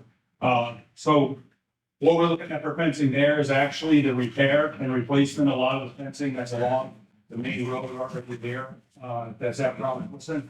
A lot of it's been finished through the years. Some of it's actually rotted off at the bottom. So over the roof, get that all replaced, it's a dirt pump, because so nobody gets hurt out there. You go by there, you'll see some sections with jagged edges that were trying to be already, this would properly restore that. Thank you. Any questions or discussion? In order for the motion to pass under Article 7, it must pass by a majority. All those in favor? Thank you. Any opposed? The motion passes by a majority.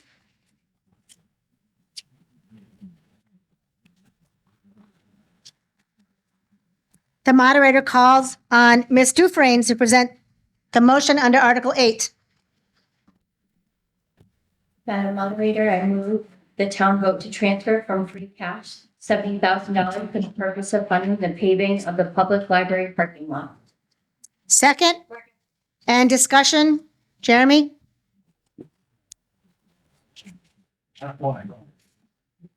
Jeremy Carrier, 2 Gulf Circle. So as many of you may already know, if you pull into the parking lot over at the Granby Free Public Library, a lot of areas have cracked through there, there's falling, there's areas in the front that are really in bad repair.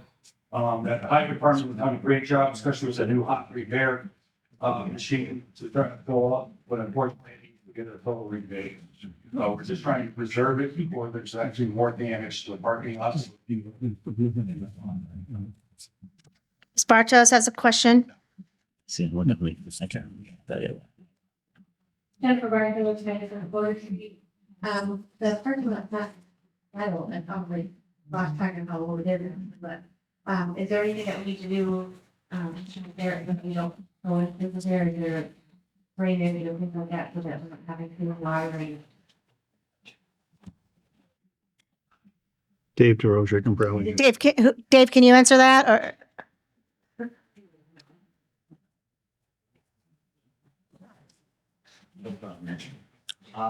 There's a couple of things. There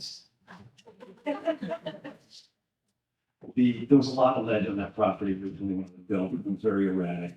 Unfortunately, the architect on that project did not write specifications as they required them or asked them to do. We would have put a lot of the initial costs there under the base bid on the project over budget because we had to pay from yard cubic 1 of rock removal. And there should have been more rock removed from the pavements, but there wasn't. The parking lot, I think, is what, 10, 12 years old now. It's not too far, game on the light, but they one is not happening anymore, the asphalt is good. But it didn't last as long as it should have because of the being missed from process.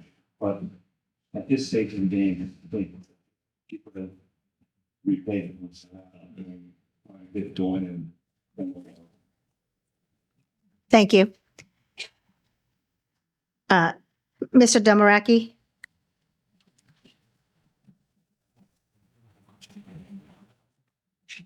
Rich, that's just maybe Dave can answer this question. Parking lot doesn't see that bad at the library. What about Dufresne Park? So that is, Outside the scope. hey, Rich, that's outside the scope of the question. We're particularly just talking about the library. Well, there's no well. Mr. Randall? George Randall, 50. I'm kind of surprised at the poor condition of the asphalt also at the library. However, I'm going to support this article. I wish that everybody would support the article. Let's catch it now and let's not let it fall apart and then it process long. And behind Mr. Randall is Al. Al, 280 Oxford Street. Is this an internal paving project or will this be contracted out? And if it will be contracted out, does it go out for an RFP that is bids? You want to answer that, Dave?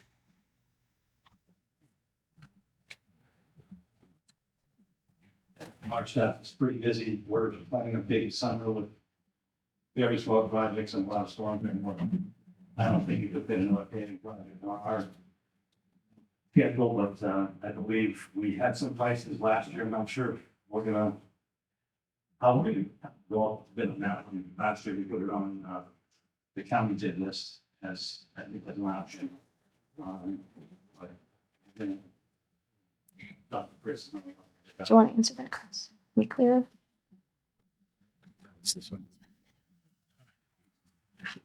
I'm going to write an amendment. Well, Chris is going to answer the questions still. Just to follow up what David said, we did include it on the Hampshire County bid list. So what is happening, what will happen is they put out the RFP through the county, Franklin County Regional Council of Governments. What happens is all these various paving companies in the area has the opportunity to bid on the project at that point in time. Hopefully, we will get a price that will be able to, the $70,000 will be able to pay for the repavement of the property. If we can't, if it comes in too high, then I would probably talk with David and see if we can possibly get him to try and squeeze it into his schedule. If he can't, then it may end up being, it may be delayed until next spring. But as long as we have the money available, hopefully the price of asphalt will not go through the roof when the price of oil goes through the roof. And we'll be able to get it done one way or the other. Thank you. In order for this motion to pass, it must pass by a majority. All those in favor, please raise your cards. Thank you. All those opposed? The motion passes by a majority. Moderator now calls on Mr. Frains to present the motion under Article 9. Madam Moderator, I move the town to vote. Wait, did somebody lean against the lights? Lights, microphone. What a night. All right, Madam Moderator, I move the town to vote to transfer from free cash $92,174 for the purpose of funding the replacement of the battery backup unit at the police department. Can I have a second? Chief O'Grady, would you like to speak to this? Kevin O'Grady, 62 Amherst Street, Chief of Police. This actually is for the entire public safety complex. This is a unit that's been there since the building was originally constructed. We took forever to get this quote, and then we started doing some more research. In the meantime, I don't think we have to replace this entire unit. The building was designed and the generator was designed as a two-story building. And the generator then, once we learned that it could handle the entire building is now in the generator system. So we're looking at getting pricing to get our IT room backed up. And that's the radios as well. And then to have each computer in station backed up on a separate UPS. I'm hoping we can move about the cost. Exactly, moving this whole new from the IT room. Any questions? In order for this motion to pass, it must pass by a majority. All those in favor, please raise your cards. Thank you. Any opposed? The motion passes by a majority. The moderator now calls on Ms. Dufresne to present the motion under Article 10. Madam Moderator, I move the town to vote to transfer from free cash $69,794 for the purpose of funding the purchase of a marked cruiser for the police department. Second. Discussion, Chief?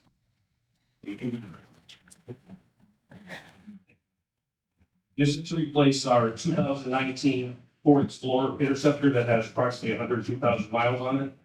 It also has 19,747 engine hours, which math-wise is 543,042 miles. This is annual request. This is one of our primary vehicles that comes out to service. The expected life of these vehicles is 3 to 5 years. This is cycling out to 2019 and replacing it. This is going to be one of the hybrids that we have to have now in the Granby meetings. Any questions? Kevin, progress, 99 Mill Street. How many vehicles do we have? I know we can revisit that each time. Yeah, we have 8. We have each vehicle. And how many people do we have on the shift? Depending on the shift, 2 to 3.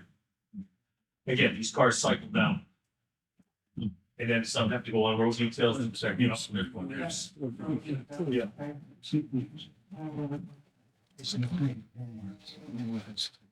There's also, are any of the ones that we have now unmarked? Yeah, 3 unmarked. 3 unmarked. Just trying to understand. This is a marked unit. Yeah, okay. Okay. Thank you. Any other questions? In order for this motion to pass, it must pass by a majority. All those in favor, please raise your cards. Thank you. All those opposed? The motion passes by a majority. And can I just remind you, when you raise your cards, raise them high, be proud. I can't see you when you're here, all right? So if you're going to raise your cards, raise them high. The moderator now calls on Ms. Dufresne to present the motion under Article 11. Madam Moderator, I move the town vote to transfer from free cash $67,526 for the purpose of funding the purchase of an unmarked vehicle for the police department. Second? Second. And I'll have Chief O'Grady discuss that. This is replacing our 2012 Ford Explorer that has 75,000 miles on it. The vehicle is so old, they don't even put engine miles, so I can give you a true number. I'm guessing that it probably has about 7,500 engine hours, that 8,000, which is about 200,000 miles on the vehicle itself. We have spent a lot of money on it in the last couple of years, $4,000 or $5,000 in different repairs to keep it going. It's starting to have some rust issues. So we're looking to, like I said, it's 12 years old, and I hope this will last another 8 to 10 years. Rich, question?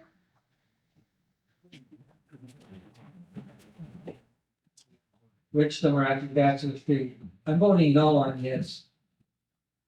This article. Over the years, former police chief have always asked for one vehicle. Last year, we gave them 2 vehicles. This year, they're asking for 2 more vehicles. We have to put a stop to it at some point. One vehicle, I question whether we even need 1 vehicle. So I voted for it. 2, no. I would ask anyone to vote no on it, but Thank you. Al?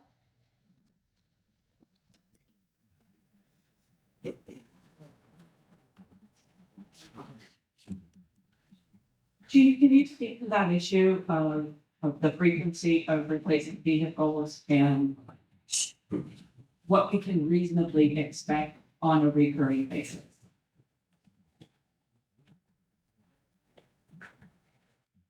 Yes, so like Rich said, we do try to replace our lane cars every year. The unmarked cars are getting old. We did get one new one last year, but we added ones to the fleet. This is a 2012, that's getting rusty, that's having repair issues. We do have another 2012 that's got about 45,000 miles on it. I'm gonna hope to push that off another year beyond next year. We're just trying to go for one primary car. But these are unmarked cars that we haven't replaced in 12 years, and they do still go on emergency calls. If that's the last vehicle in the fleet, and we have to get out there and get help somebody, especially one of these storms or anything, we want dependability for everybody.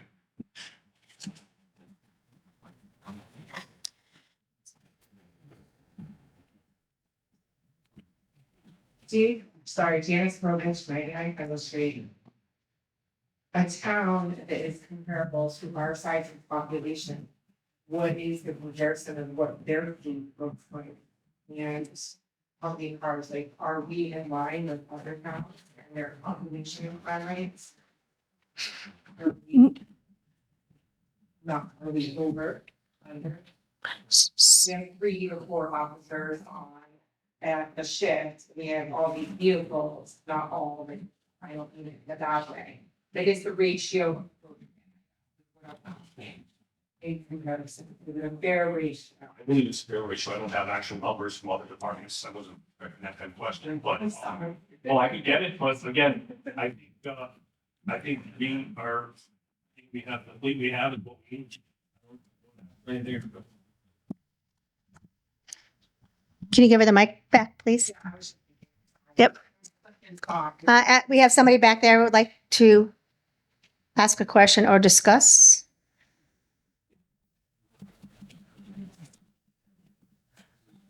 Well, Mike, Street. I actually managed to complete and happily, for the police department. I mean, we have we 7 marked cars, and we have an additional 4 or 5 unmarked cars to administration. They have to be cycled every 5 years or so. Then we don't go over 1,000 miles with these cars because of liability. And at that point, they become unsafe and they become very costly to repair. So with our vehicles, sitting with our two, each car has 2 to 3 officers assigned. So I'm guessing that's probably the friends we have as well. So it sounds to me, if there's any job, it's the our side of the training. Could you just give us your name and address again, please? Yeah, Michael Romano. Thank you. Let's see.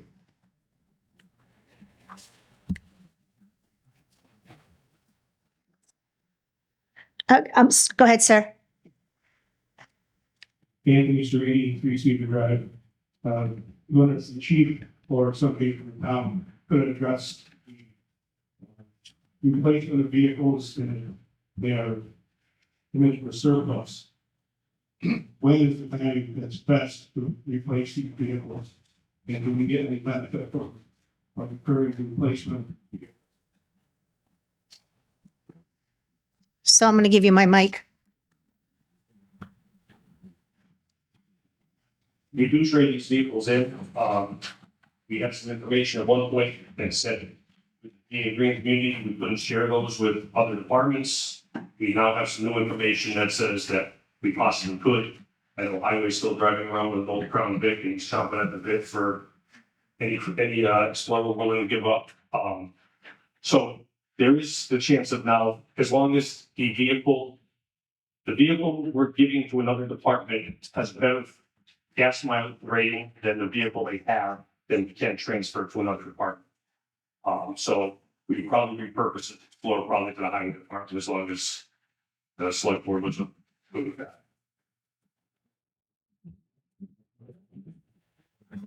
It's fine. I need that mic on.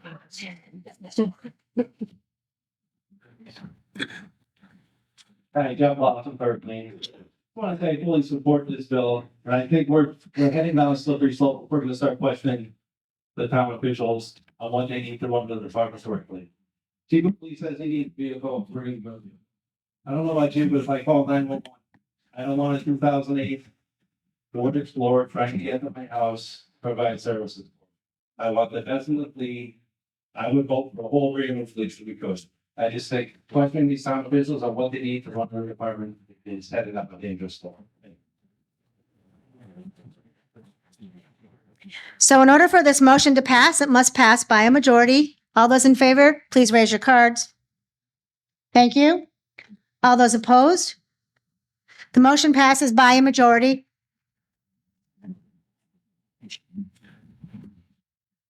The moderator calls on Ms. Dufresne to present the motion under Article 12.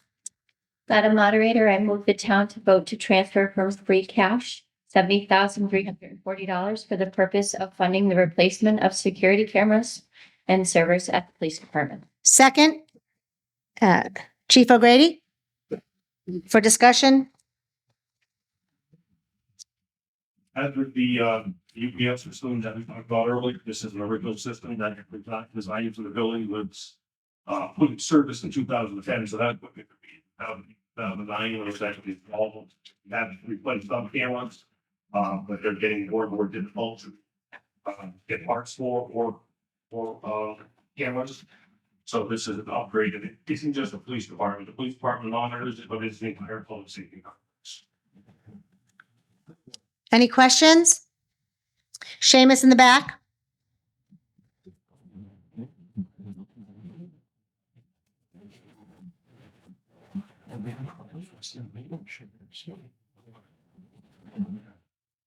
James Conley, 21 Barrington Road.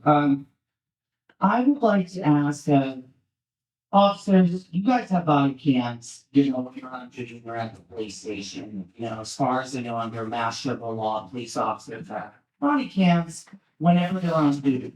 Isn't there, you know, I get it that. Is there any way we can hold off on this and just use the body cam if need be for a couple of weeks, I mean, a couple of weeks a year? It's in storage. Maybe we don't have body cams. It's not national law. It's not- suggestion, it's not their stuff. And we don't carry them, we don't wear them. And so that's not an option at this point. And our property is expensive. When, if the time comes for that, as it is to put the whole system in place. All right, thanks for letting me know. I heard somebody saying they were smart in national law. I guess that person who went off it is would be here. Seamus, could you give her the mic, please? Oh, that's the mic. Seeing no more questions. Oh, we have a question over here.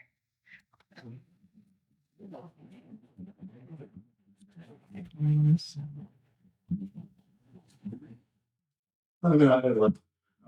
is one thing about their planning, not getting.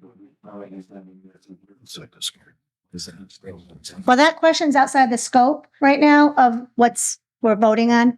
So we won't answer that question. Rich? Could you give us an idea of how many cameras are at the police department and a little bit more about the systems? How large it, how many cameras, what areas that are covered, the parking lot? Oh, Rich, for security purposes, I'm not gonna give out the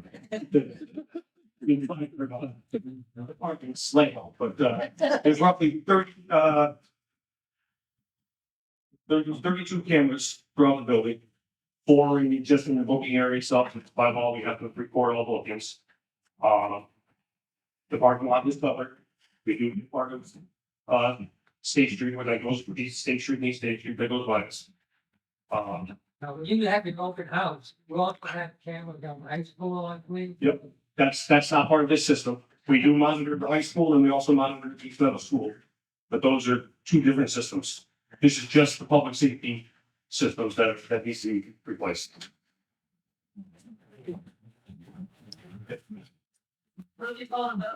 Mr. Randall?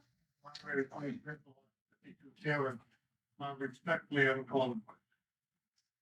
So we have a motion to call the question, which means to stop debate. In order for me to do that, I need 2/3 in agreement, so please raise your cards. Thank you. So we will stop debate. Can I have a second? Thank you. I did it out of order. I'm sorry. So all those in favor of the motion under Article 12, please raise your cards. Thank you. Any opposed? The motion passes by a majority. The moderator calls on Ms. Dufresne to present the motion under Article 13. Madam Moderator, I move the town vote to transfer from free cash $38,384 for the purpose of funding the replacement of security fobs and controllers at the police department. Second, Chief O'Grady, would you like to speak to this? Again, it's an original system that was installed, which gives access to different points, different people. We can control who goes into what areas. The certain evidence areas that there are multiple people in the entire department that can access. It's not one of them because it's security purposes that we have to investigate. That again, it's a public safety complex. Also allows us to add all firefighters to come together. It's an access system that the software is being outdated. Actually, it was at one point it's one of the reasons because the software is no longer updatable. So. Any questions? Seamus in the back?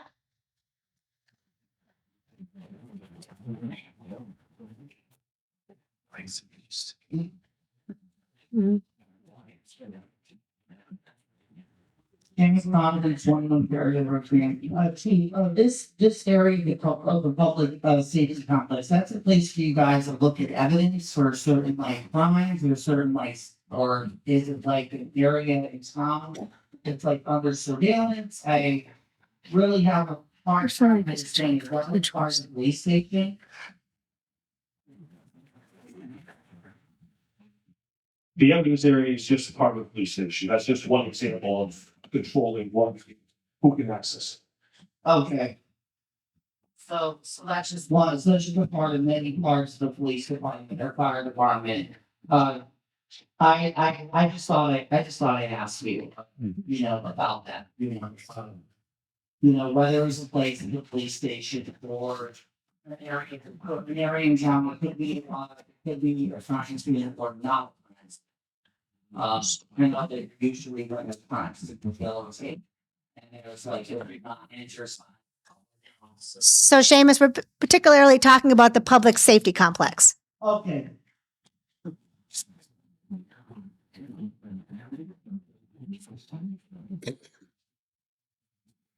In order for the motion to pass under Article 13, it must pass by a majority. All those in favor, please raise your cards. Thank you. All those opposed? Motion passes unanimously.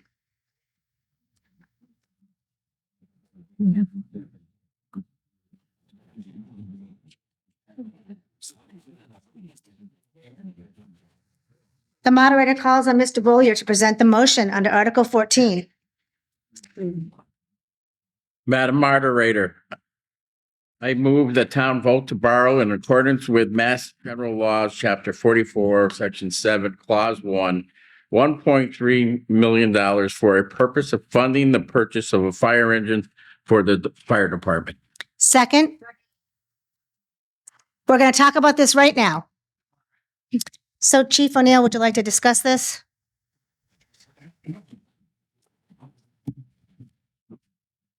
Good evening. Fire Chief Michael Michelle. It's nice to the point that we have the board of the purchase of the fire. A little higher. Yeah, that's submission. That's something that we approached luckily. Engine 2 is the 2007 steel engine number. It currently has 30,000 in-town local miles on the governor. 3,000 barrels of engine hours roughly. He's not a resident of town. More than 1,000. I thought he could speak. The only driving engines is 12 hours, kerosene, measures per replacement. And it's we do every day as the front line keeps the battle that's areas of the states 100 gallon per minute pumping the battle. Just let it go. He's not a devil may doesn't live in He's within 40. But unfortunately, the only two people that have probably lost town administrator and superintendent. Engine 2 is showing signs of electrical problems with lights and various electrical systems shutting off for random times. This occurring has happened 8 times in the last year. It has had this electrical issue for many years now. We have had emergency vehicle mechanics look at it and are unable to diagnose. The pump has been changed regularly and all required fixes are performed and preventive maintenance is done. On 3 separate occasions, we've had pump failures and fire scenes, but through the quick action of our crews, we've been able to make the pumps continue to work. While engine 2 is currently safely on the road, if the department was to move, the use of the engine of each crew requires to advise the insurance service office, also known as ISO, not a rate.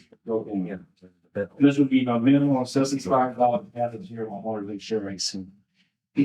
The cost of everything continues to skyrocket, and therefore we expect LSU and kept it extremely basis only let us to do the job in the town. The cost of the new engine at this time is $1.3 million. This is also because we need to spend almost to carry substantial amounts of water, foam, and other equipment while ensuring the pump is protected from the elements that we face here in Massachusetts. Why now the current wait time for an engine is a minimum of 4 years, will be more 5. We hope to take delivery by 2028 for reference place in order to renew the ambulance 3 years ago. We did not have a time for when we will take delivery of that because we are not able to find a chassis. It's estimated another year to year and a half. By improving now, will help us lock in a price before an increase happens. If we any more time, more than a couple of years, we'll be looking at 1.5, $1.9 million. The annual breakdown of $1.3 million over a 20-year lifespan of the truck, $65,000 per year. We understand this is a large ask, but is necessary one. We were taking steps to see if we can offset the cost. We have applied for the assistance of firefighter grant to hope we can offset the costs. We thank you for your continued support and everything as we strive to provide for the town with the best fire units response possible. Thank you. So in order to be procedurally correct, I should have asked permission of the town to allow Chief O'Neill to speak because he is not a resident of our town. So can I get that motion now? And a second? And can I have you all vote on that, please? I have a majority, thank you. So now we're procedurally correct. So are there any questions? Any questions on what Chief had to say? Rich?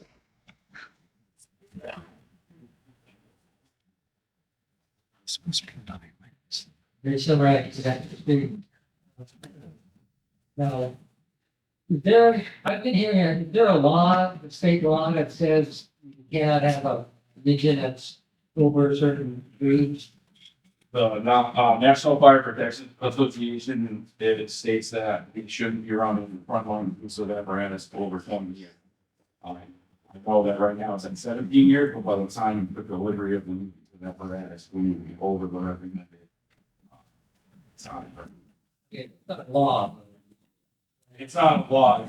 It's very high recommendation. So the one you have now, engine is 17 years old? Yes. Okay, so. Can you hear Chief in the back? Okay. Yes. I want to know, I've heard out of the law that you had to. It's not a law, but it does affect our ISO rating. There's a multiple factors in that. So. Do you have any other engines comparable to this one? No. This, the largest one you have? No, this is the most standard. It's a standard engine that we have. Okay, so the standard. Okay, thank you.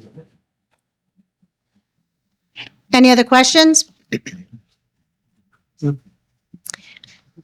Seamus, come on down.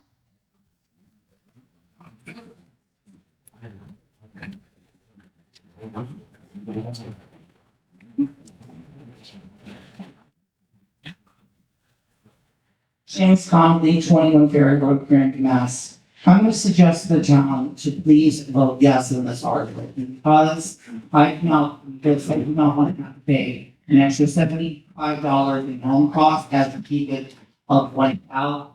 So please, I would advise everyone to just please vote on this. I understand it's a lot of money. I understand it's unexpected. I understand like unexpected for us to pay this amount, and obviously I know we do a lot of people for saying to vote on this, but our town safety depends on it. I know there's a forest fire in Canada. Last year, a couple of days charity. So I really, and that was 6 hours from here, so I would advise people to stay in this community. Please vote yes on this to me. Thank you, Seamus.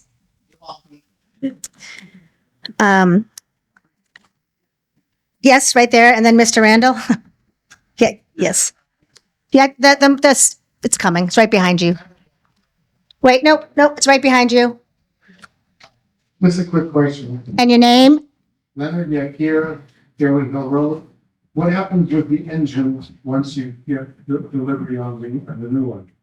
We can use the company that have it sold for use somewhere else. It's traded in. They're traded in, yes.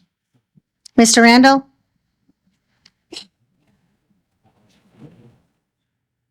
Thank you, George Bennett, 52 Taylor. Years ago, we had talked about getting underway a 5-year rotation plan to replace the equipment, so this is nothing new. I've served the department for 34 years, and I can assure you that if I had a major malfunction at one of my properties that I'd want a truck to come that's not going to break down. I would respectfully urge the town to support this article. It's going to be 4 years before we receive it. And I wholly concur with Chief on those two places. Thank you. In order for this motion to, do you have something to say differently? Yeah. Go ahead. I just, James Polish, Kendall Street, 99. Just wanted to understand it, since town, the what's the difference between that and transferring the money? Right, my reason for getting borrow. You're right. 2/3. Do you want to answer that? Right here. We're not transferring money. We actually have to go to a bank and borrow the money like you normally would. Like a loan, Yes, ma'am. I don't really want to be here. Okay. In order for this motion to pass, it has to pass by a 2/3 majority because it's borrowing. So all those in favor, please raise your cards. Thank you. All those opposed? The motion passes by a 2/3 majority.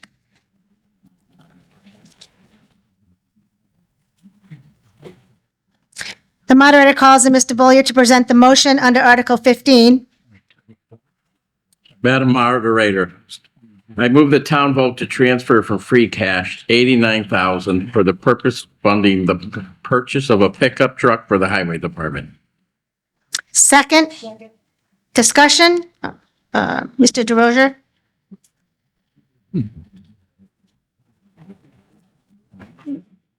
The vehicle that I bought the place is a 2015 Chevy. A big car truck. Did stack them. Yeah, about 70,000 miles on it. That's why we spent about 6,000 on this airplane. It's driving a lot of this, patch the rear fenders on it already. Elaborate. Doesn't last long. It's even, we got to stay on 1 year. The longer we put that off, it's going to rot. My mechanics have already told me the floor panels are rotting on the thing. But having to weld the floorboards in it. Also, we have a newer truck, newer than that. Less miles, 20,000 repairs. We got a problem with the injection problem. The injector comes from the higher pressure. From what I understand, ours is still in that susceptible range. I don't want to wait until we have to spend $15,000 on profits. Really roll away. Any questions? Rich?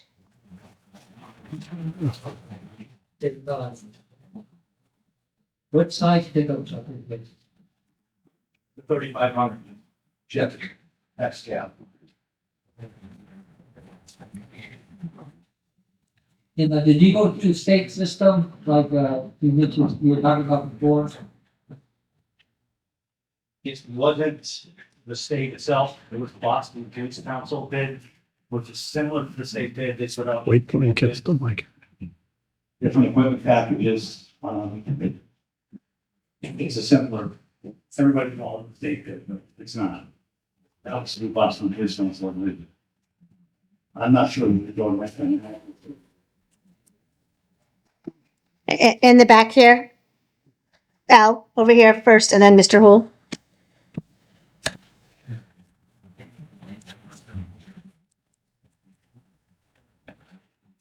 Madam Moderator, I'm not sure who to direct this to except you, and that is earlier tonight, I thought we heard Mr. Martin say that we were buying from this fleet from the same maker or but here we're hearing Chevy, so can you help us understand, we're purchasing, if I count correctly, 5 different vehicles, but we're not even consistent in the rationale if we're deviating to Chevy on this one. So can you help us understand that? Oh, we did. few years back, we were pretty much all Fords. Back in the early 2000s, Ford had a big problem with the Beagles. They were made by International, but International was bankrupt right now, and that's sorry. The engines were very problematic, very expensive to fix. And this batch that we purchased in 2015, we were still nervous about Ford engines. The newer Fords are a little better. They still are troublesome. All of them nowadays are nowhere near what they were 20 years ago. They're all computerized, they're down. If you rate yourselves, you have to get them fixed. Immediately when that starts happening. The reason we Chevys and got the similar engines, we stopped the fuel filter. We don't have several fuel filters for our small trucks. We do all of our maintenance in-house, and then the other departments and maintenance better. We try to standardize as much as possible in our department because we do our own. Mr. Hool?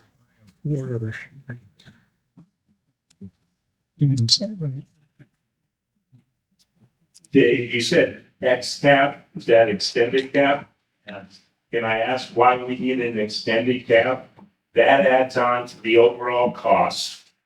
Again, when I brought up the issue with Jeremy, the quote right there, 59 for 1 ton, Fisher plow, D plow, tow package, SLE package. I don't understand why we keep going this way, guys. We gotta cut back on the extravagant. As far as not maintaining, I don't know. I go home talking to myself. Can I ask you a question? Why do you have an accident? It's not historically, it's inside out of the rain. I carry tools, carry instruments, automatic levels, survey equipment in the back of the truck. My truck's got first aid kits. Things you don't want banging around in the back of the cab or in the back of the bed. I do have a little box in the back of my truck that's not 100% watertight, like it is with the cab. There's only one in my fleet. The XCAP. There's trade-offs though. If the XCAP is in more difficult child-tight areas, but we usually put that truck on a straightaway route where it's not doing a lot of like harms. I have an Wait, excuse me, Mr. Hool, Mr. Hool, please don't, no tit for tat here. Huh. Both of you, out of order. In order for this motion to pass, it must pass by a majority. All those in favor, please raise your cards. Thank you. All those opposed? The motion passes by a majority. The moderator calls on Mr. Bollier to present the motion under Article 16. Madam Moderator, I move the town vote to borrow in accordance with MGL Chapter 44, Section 7, Clause 1, $275,000 for the purpose of funding the purchase of a dump truck for the Highway Department. Second, Mr. DeRozier?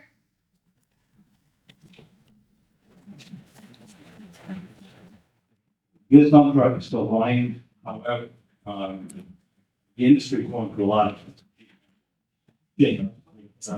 consolidations. They're getting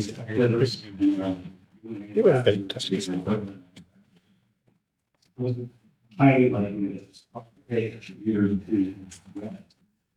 And, we've already done a number of repairs. Our trucks are out in the working weather, salt, and storm, working tire storm.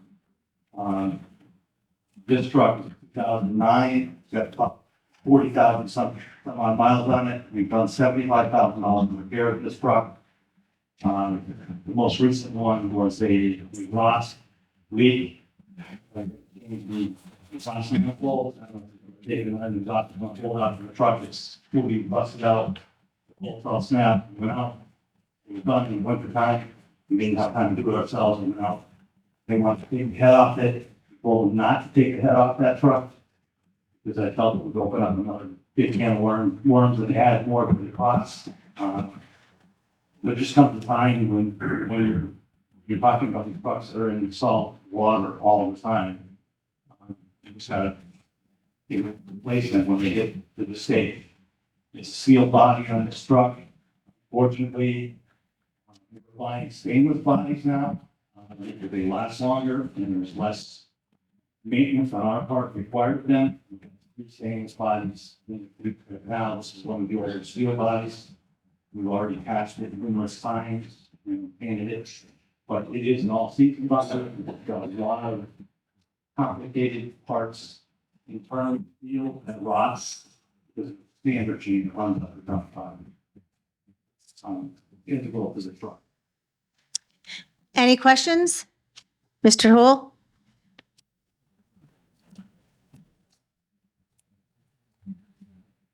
Dennis Old, 239 Chickadee Street. And I don't have a lot of free time, but I just happened to start going through some of the old town meeting reports. And went back to FY 13, to FY 25. We spent $2.5 million on replacing vehicles just for the highway. The past 4 years, FY 19 to 25, we're replacing 4 dump trucks. We replaced 4 pickups in 13 years. I don't know where this goes. We keep spending more and more and more, and he can say maintenance. I'm sorry, I don't buy it. Vehicles last longer than that. You look at the private contractors, big private contractors, they're not out buying new trucks every other year. This is a carte fund. We'll come back every year and we'll get this.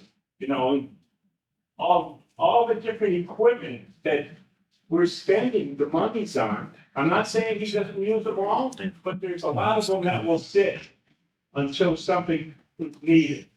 During the summer, the trucks aren't all out every single day. In the winter, they're not out every day. I don't know. I don't get it. We just gotta start slowing the expenditures down. We hear the finance committee constantly saying, we don't have funds, we don't have funds. But then we spend all this money, $1.9 million since FY 19 on vehicles for the highway department alone. Thank you. Thank you. You can respond, but not directly to him, please. No problem. Couple of things. Why do you think the state is having trouble getting plow contractors? Because it's become prohibitively expensive for the individual running for trucks. The remaining one. The state is struggling to get private contractors. We could never get private contractors with what we offer to pay them for base hands. At some time in the future, we're gonna have a winter again. Want to be prepared for that. You can vote this down if you like. The truck's still running. I'll be retired by the time of the problem. It's the van.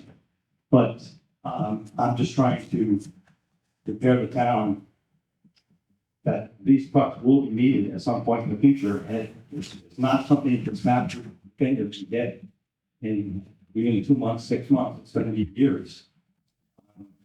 I don't expect to see this truck. We wouldn't have to pay it as a nickel on a couple of years before we receive the delivery of the truck itself. But we can't order it. So we got to spend. Al in the back.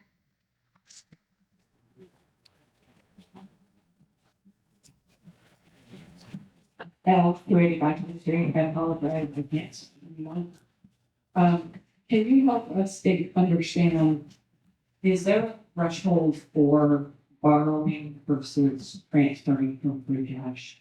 So we borrowed for the 1.3 million, I get that. But we were transferring for the 89,000 on Article 15.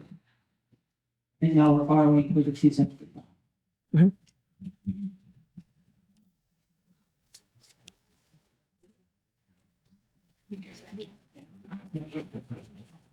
There is not a hard and fast rule of whether to pay for cash or tax levy or to borrow.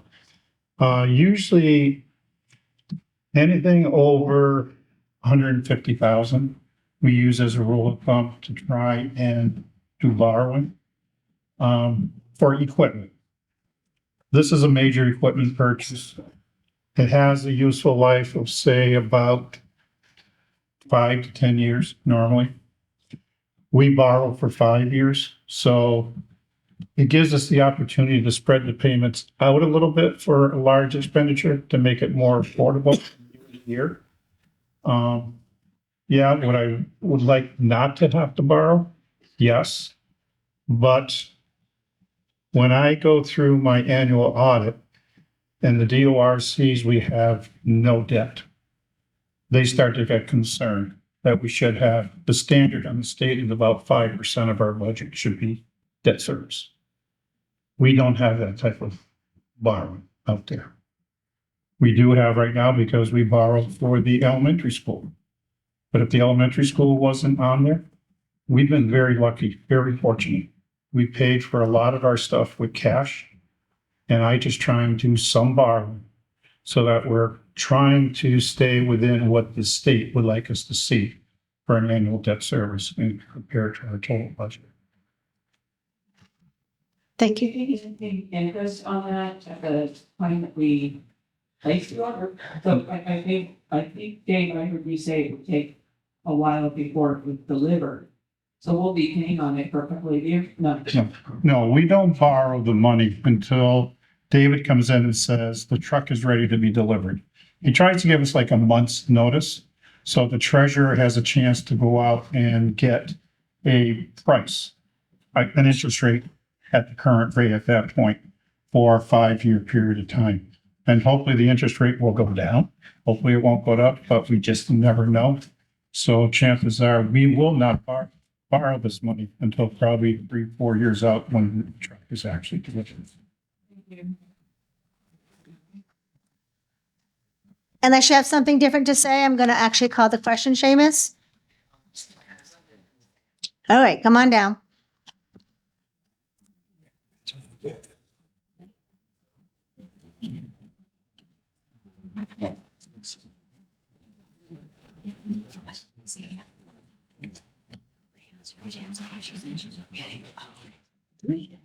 Question is coming. I'm asking that the article we're voting on, which I believe is Article 16, that we immediately vote this article down and amend it and we vote it down. I have a big right here. So I'm sorry, you're asking for the motion, the motion under Article 16 to be voted down? I'm voting in for it to be thrown out of the amendment, is what I'm asking. We're at 16. So there's no amendment on the floor, and you're not asking for amendment, you just want the town meeting to vote it down. Yeah, correct, my mistake. Okay.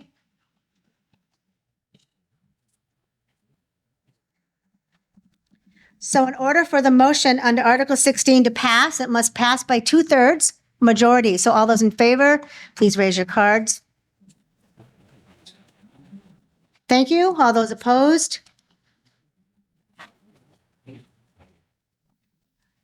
Thank you.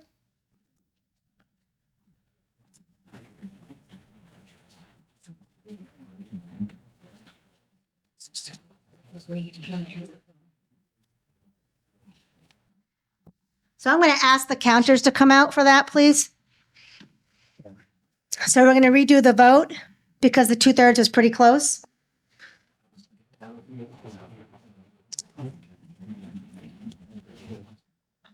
So someone's counting the bleachers and someone's counting the floor. So all those in favor, please raise your cards and keep them up until I tell you to put them down.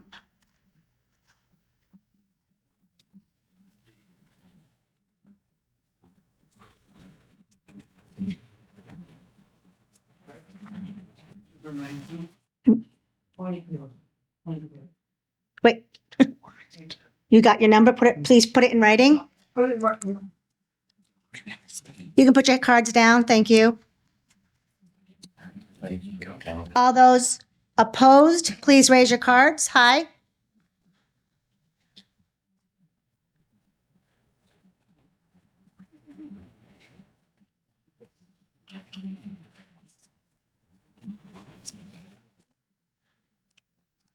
All set with the counting?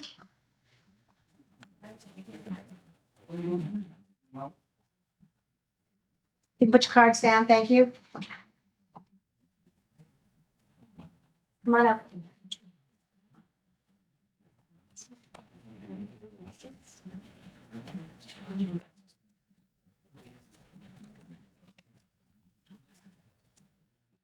See what's happening. Right here. Something's right there. Smart's away.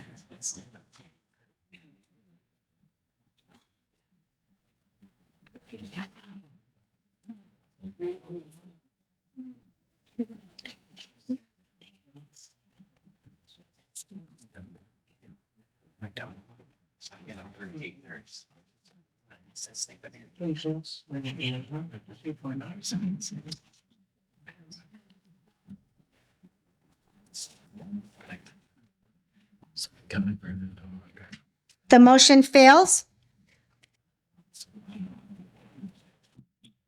Do you have, Have the numbers? 50 yay, 21 no.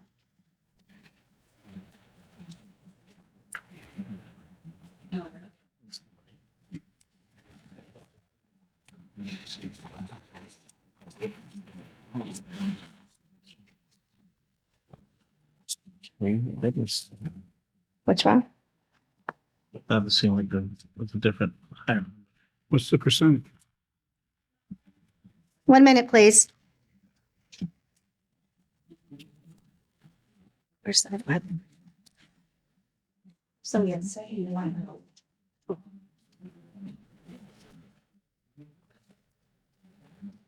How many is this? What? 50. 7. Hmm. 50 divided by 71. 70%, 2/3. 60. 67. Yeah. It passed. All right, it did, actually, it passed by 2/3 majority.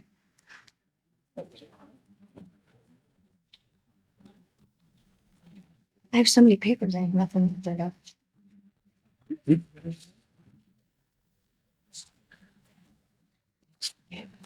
The moderator calls on Mr. Bullier to present the motion under Article 17.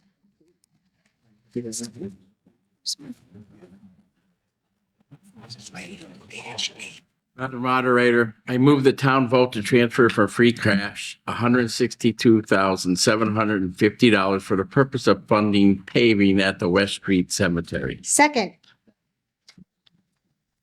Any discussion? Go ahead.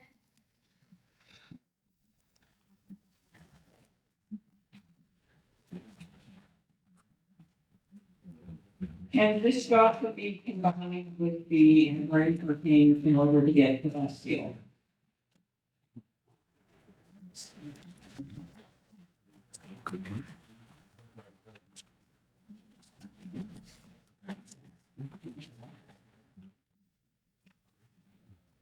I'm not quite sure to answer that question. And I'm being honest with you. There's two different sites, probably two different type of mobilization of equipment that is necessary. So I don't know if the two projects could be coordinated under one contractor. First. Second is this one, we would be bidding out independently on our own because it was not included as a potential project with the county bid process. So I don't know if it could be coordinated with the same company to try and be able to do this because we would have to go out and follow the state procurement regs in issuing an RFP for this, and some other company may get the bid. That's the only concern I would have regarding this.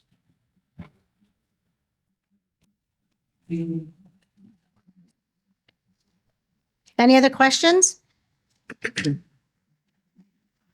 Go ahead, stand up so she can see you, if you don't mind.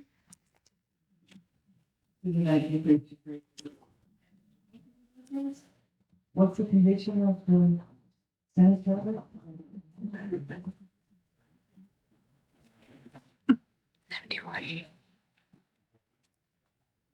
Here's my house down. With the bylaws and road, Granby, Massachusetts. I've, in the Greek Flyer Cemetery. And that road that you were in. My dad was cemetery commissioner. And, road was put down for the cemetery commission. My dad died, what's written on it? That road over 40 years old. It was one of the stones that we have to make county. And as you drive into the cemetery, we also found that there was a part of it that had been strictly removed. It stands because of the irrigated falling and moved it away and so forth. So, yeah, it probably won't be here for another 40 years. It's not something that is done by tradition in somebody's street. But it takes time, I spent some time driving around here. You will see all the people that work hard to serve this community. And I'll tell you, this is embarrassing for them. Just a little stretch, there are 5 selected. The first police chief, the second police chief, third police chief. Not one round. It just needs to be done. It just needs to be done. That's money you won't spend. You look at $160,000 over a 4-year period. That's $4,000 a year. It's not a big wall to spend. But the road is in bad shape. It's a very bad shape.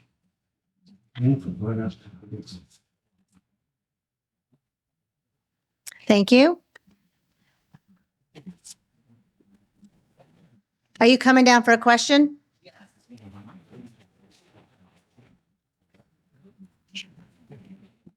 What was the difference?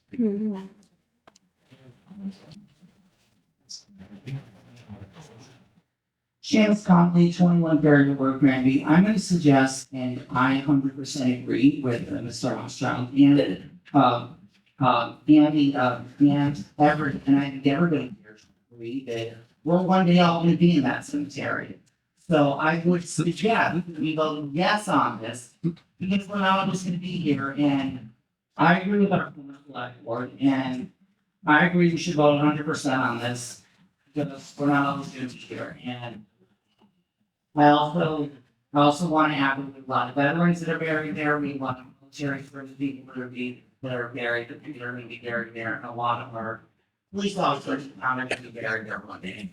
So we truly need to vote yes on this because, you know, we're all going to be out there, and I would really like a very, very nice halo in my funeral one day. Thank you.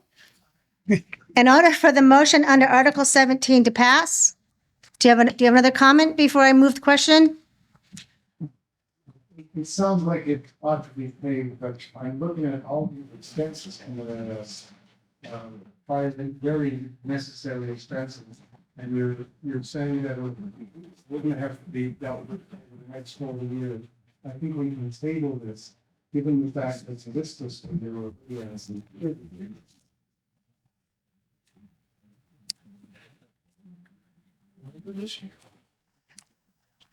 So are you asking to vote it down? I urge everybody to vote this in favor of this, because it is getting very bad, maintain it, we look at that, try to plow it. It's really bad, in front of that van, it's coming in. If you put it out too much longer, you're gonna be looking at people snapping right over in the holes and everything else. And we hold my articles for paving, we vote, on roads, and I think we don't do parking lots and things like that. Bleachers, bottom row, second of the line. I really would. Speaking in English tones. Mr. Randall?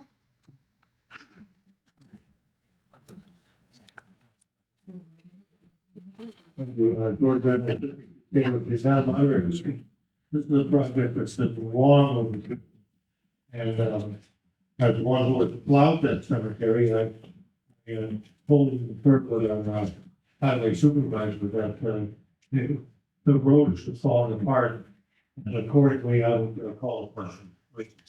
Yeah, I'm going to call the question right now. In order to move the motion under Article 17, it must pass by a majority. All those in favor, please raise your cards. Thank you. All those opposed? The motion passes by a majority. The moderator calls on Ms. Dufresne to present the motion under Article 18.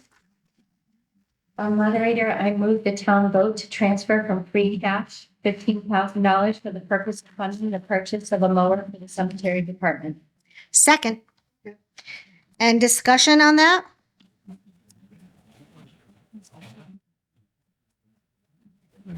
No discussion, no questions? All right, in order for the motion under Article 18 to pass, must pass by a majority. Oh, I'm sorry, all those in favor, please raise your cards. Thank you. All those opposed? The motion passes by a majority. The moderator calls on Ms. Dufresne to present the motion under Article 19. Madam Moderator, I move the town vote to transfer from free cash $83,388 for the purpose of funding the tuition for Smith Vocational and Agricultural High School students. Second, any questions or discussion? Rich?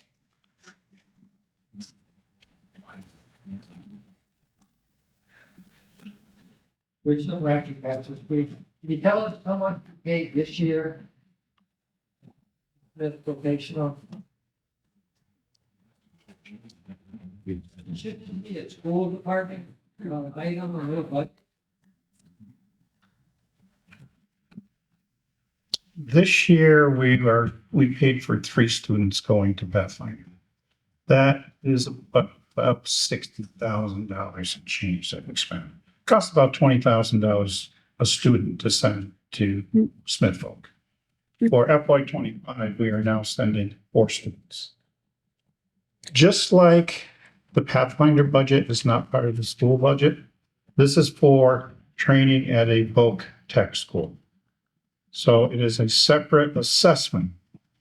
It is the school department who approves for them to attend the Smith Vocational School. And the only reason they are allowed to attend there is because Pathfinder does not offer the course of study that these children want to have. So that's why it's kept as a separate article alone, because it's an assessment that is given to the town from another vocational school.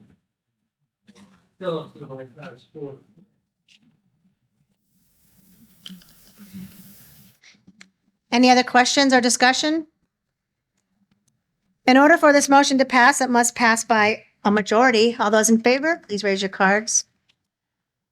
Thank you. All those opposed?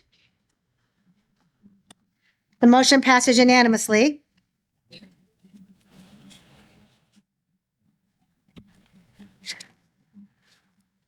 The moderator calls on Ms. Dufresne to present the motion under Article 20. Madam Moderator, I move the town vote to transfer from free cash the sum of $41,506.43 for the purpose of funding the opioid settlement special revenue fund. Second, any discussion or questions? In the back here? Yeah, you, stand up. I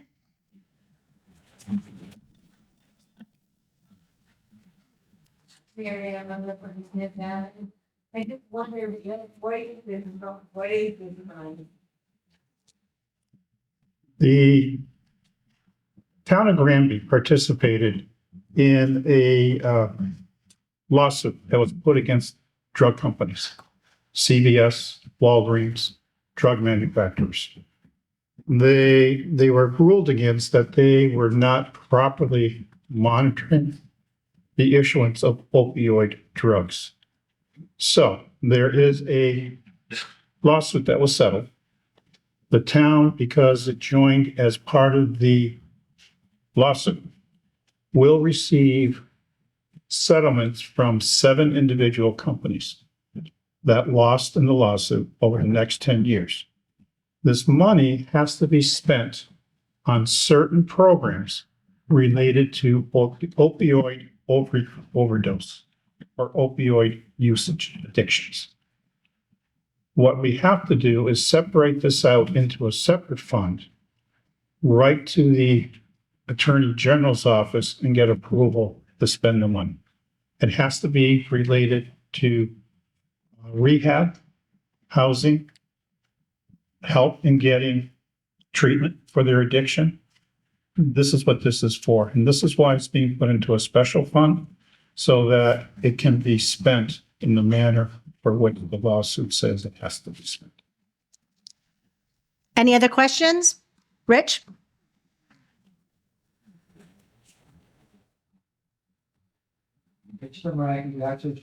Why are we putting $41,500 into this account? I thought we were gonna receive money and spend that. This is money that was received in fiscal year 2023. And in order, back then, we didn't have the opportunity to transfer it into this fund because it came in after annual town meeting. As part of the rules from the Department of Revenue, any monies received in FY23 that was certified into free cash has to be transferred to this fund. This is money we actually received. We received it last fiscal year that we now have to transfer into this fund to properly account for it for the settlement agreement. In order for this motion to pass, it must pass by a majority. All those in favor, please raise your cards. Thank you. All those opposed? The motion passes unanimously. The moderator calls on Ms. Dufresne to present the motion under Article 21. Madam Moderator, I move the town to vote to transfer from free cash the sum of $82,473 for the purpose of funding the general purpose stabilization. Or discussion. Miss Snake Care? Yeah.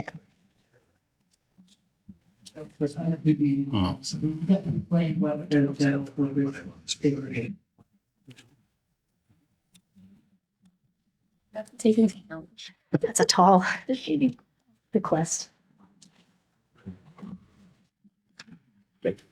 Stabilization fund. We have multiple stabilization funds.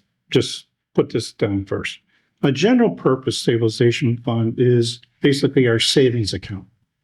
We put money in it to be able to stabilize the tax rate. It becomes a funding source so that when we have large capital expenditures, we're not constantly raising it from taxation and causing the taxation to have a large raise or a large dip. What the stabilization fund does is give us another funding source so the amount raised from taxation is on a leveler basis. Okay, so in essence, it's really just a savings account that we can tap into for the excess funds that we have over each year. Any other questions? Over here and against the wall.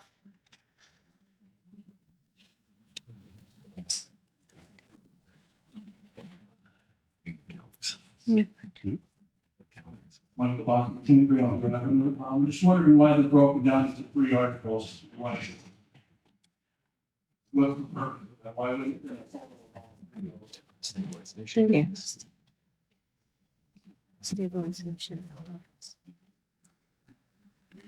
As I started with the last article, we have 3 stabilization funds, a general purpose. Okay. Do you want to know what the other 2 are or what they're for? Yes. Okay. We have 3. The first one is general purpose, as I explained, is for any type of an expenditure. We have a capital needs stabilization fund. This was developed in order to be able to meet capital needs of the town as we go forward. As we had borrowed for the, say, the dump truck, that goes in front of our capital improvement committee for approval. Anything that we borrow, the debt service comes out of that fund instead of taxation, which allows us to be able to pay for that. The original concept when we created the capital needs stabilization fund was to take the annual depreciation of all our equipment and try and put it into this fund. So as the useful life was reached for these pieces of equipment, we would have money sitting there already to repay and buy new equipment.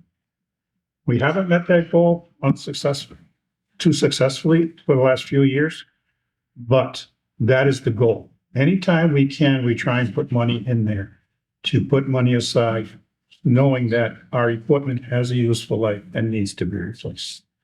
The third third stabilization fund we have is a municipal building stabilization. For a while there, we were having concerns because we needed a new highway department. We needed a new police facility, new schools. And now we are trying to do a municipal office building for us. We put money aside there to try and make it easier on the taxpayers to fund those major capital expenditures that have a 40 or 50-year useful life. Those are the reason we have three stabilization funds.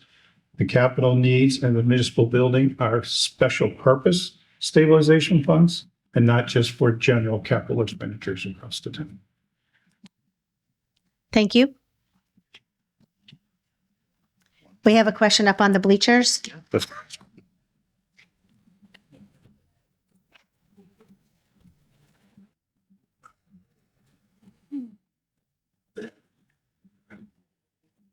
Seven Barrett Bachelor Street.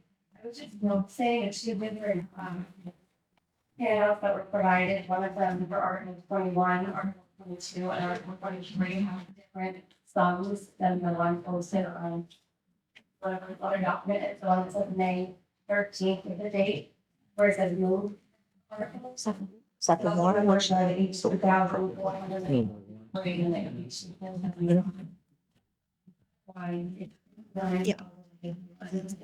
Yes, we'll have that answered. I think the first one you're looking at is the warrant that first comes out. As mentioned earlier, that's to let people know what it's intended to do. The amounts are never exactly sure what they are. They do change throughout the time when the warrant first comes out to actually the annual town meetings. What you're seeing now is a difference in the figures.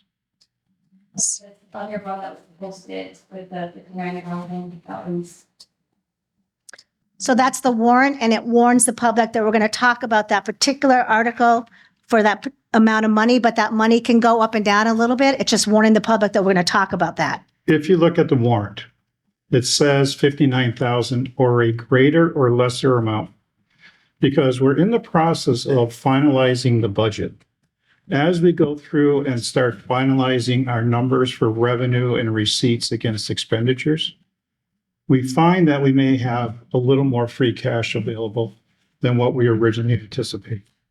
So what we did is, as we get farther along and have our balanced budget, we found we have more free cash than what we originally anticipated when the warrant was issued. That is the difference between the motion and the warrant that was posted.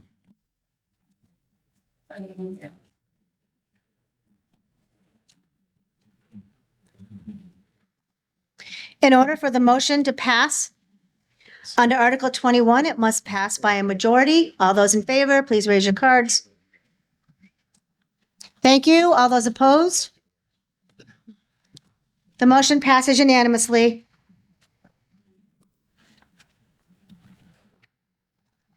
The moderator now calls on Mr. Refrain to present the motion under Article 22. Madam Moderator, I move the town to vote to transfer from free cash the sum of $82,475 for the purpose of funding the capital needs stabilization fund. Second, any questions? Discussion? In order for the motion to pass under Article 22, it must pass by a majority. All those in favor? Thank you. All those opposed? The motion passes unanimously. The moderator now calls on Ms. Dufresne to present the motion under Article 23. Madam Moderator, I move the town vote to transfer from free cash the sum of $82,475 for the purpose of funding the municipal building stabilization fund. Second, any questions or discussion? In order for the motion under Article 23 to pass, it must pass by a majority. All those in favor? Thank you. Any opposed? That motion passes unanimously. The moderator will now call for a motion to adjourn the annual town meeting and reconvene it on June 10th, 2024. All those in favor, please raise your cards. Thank you. Have a good night. Yeah.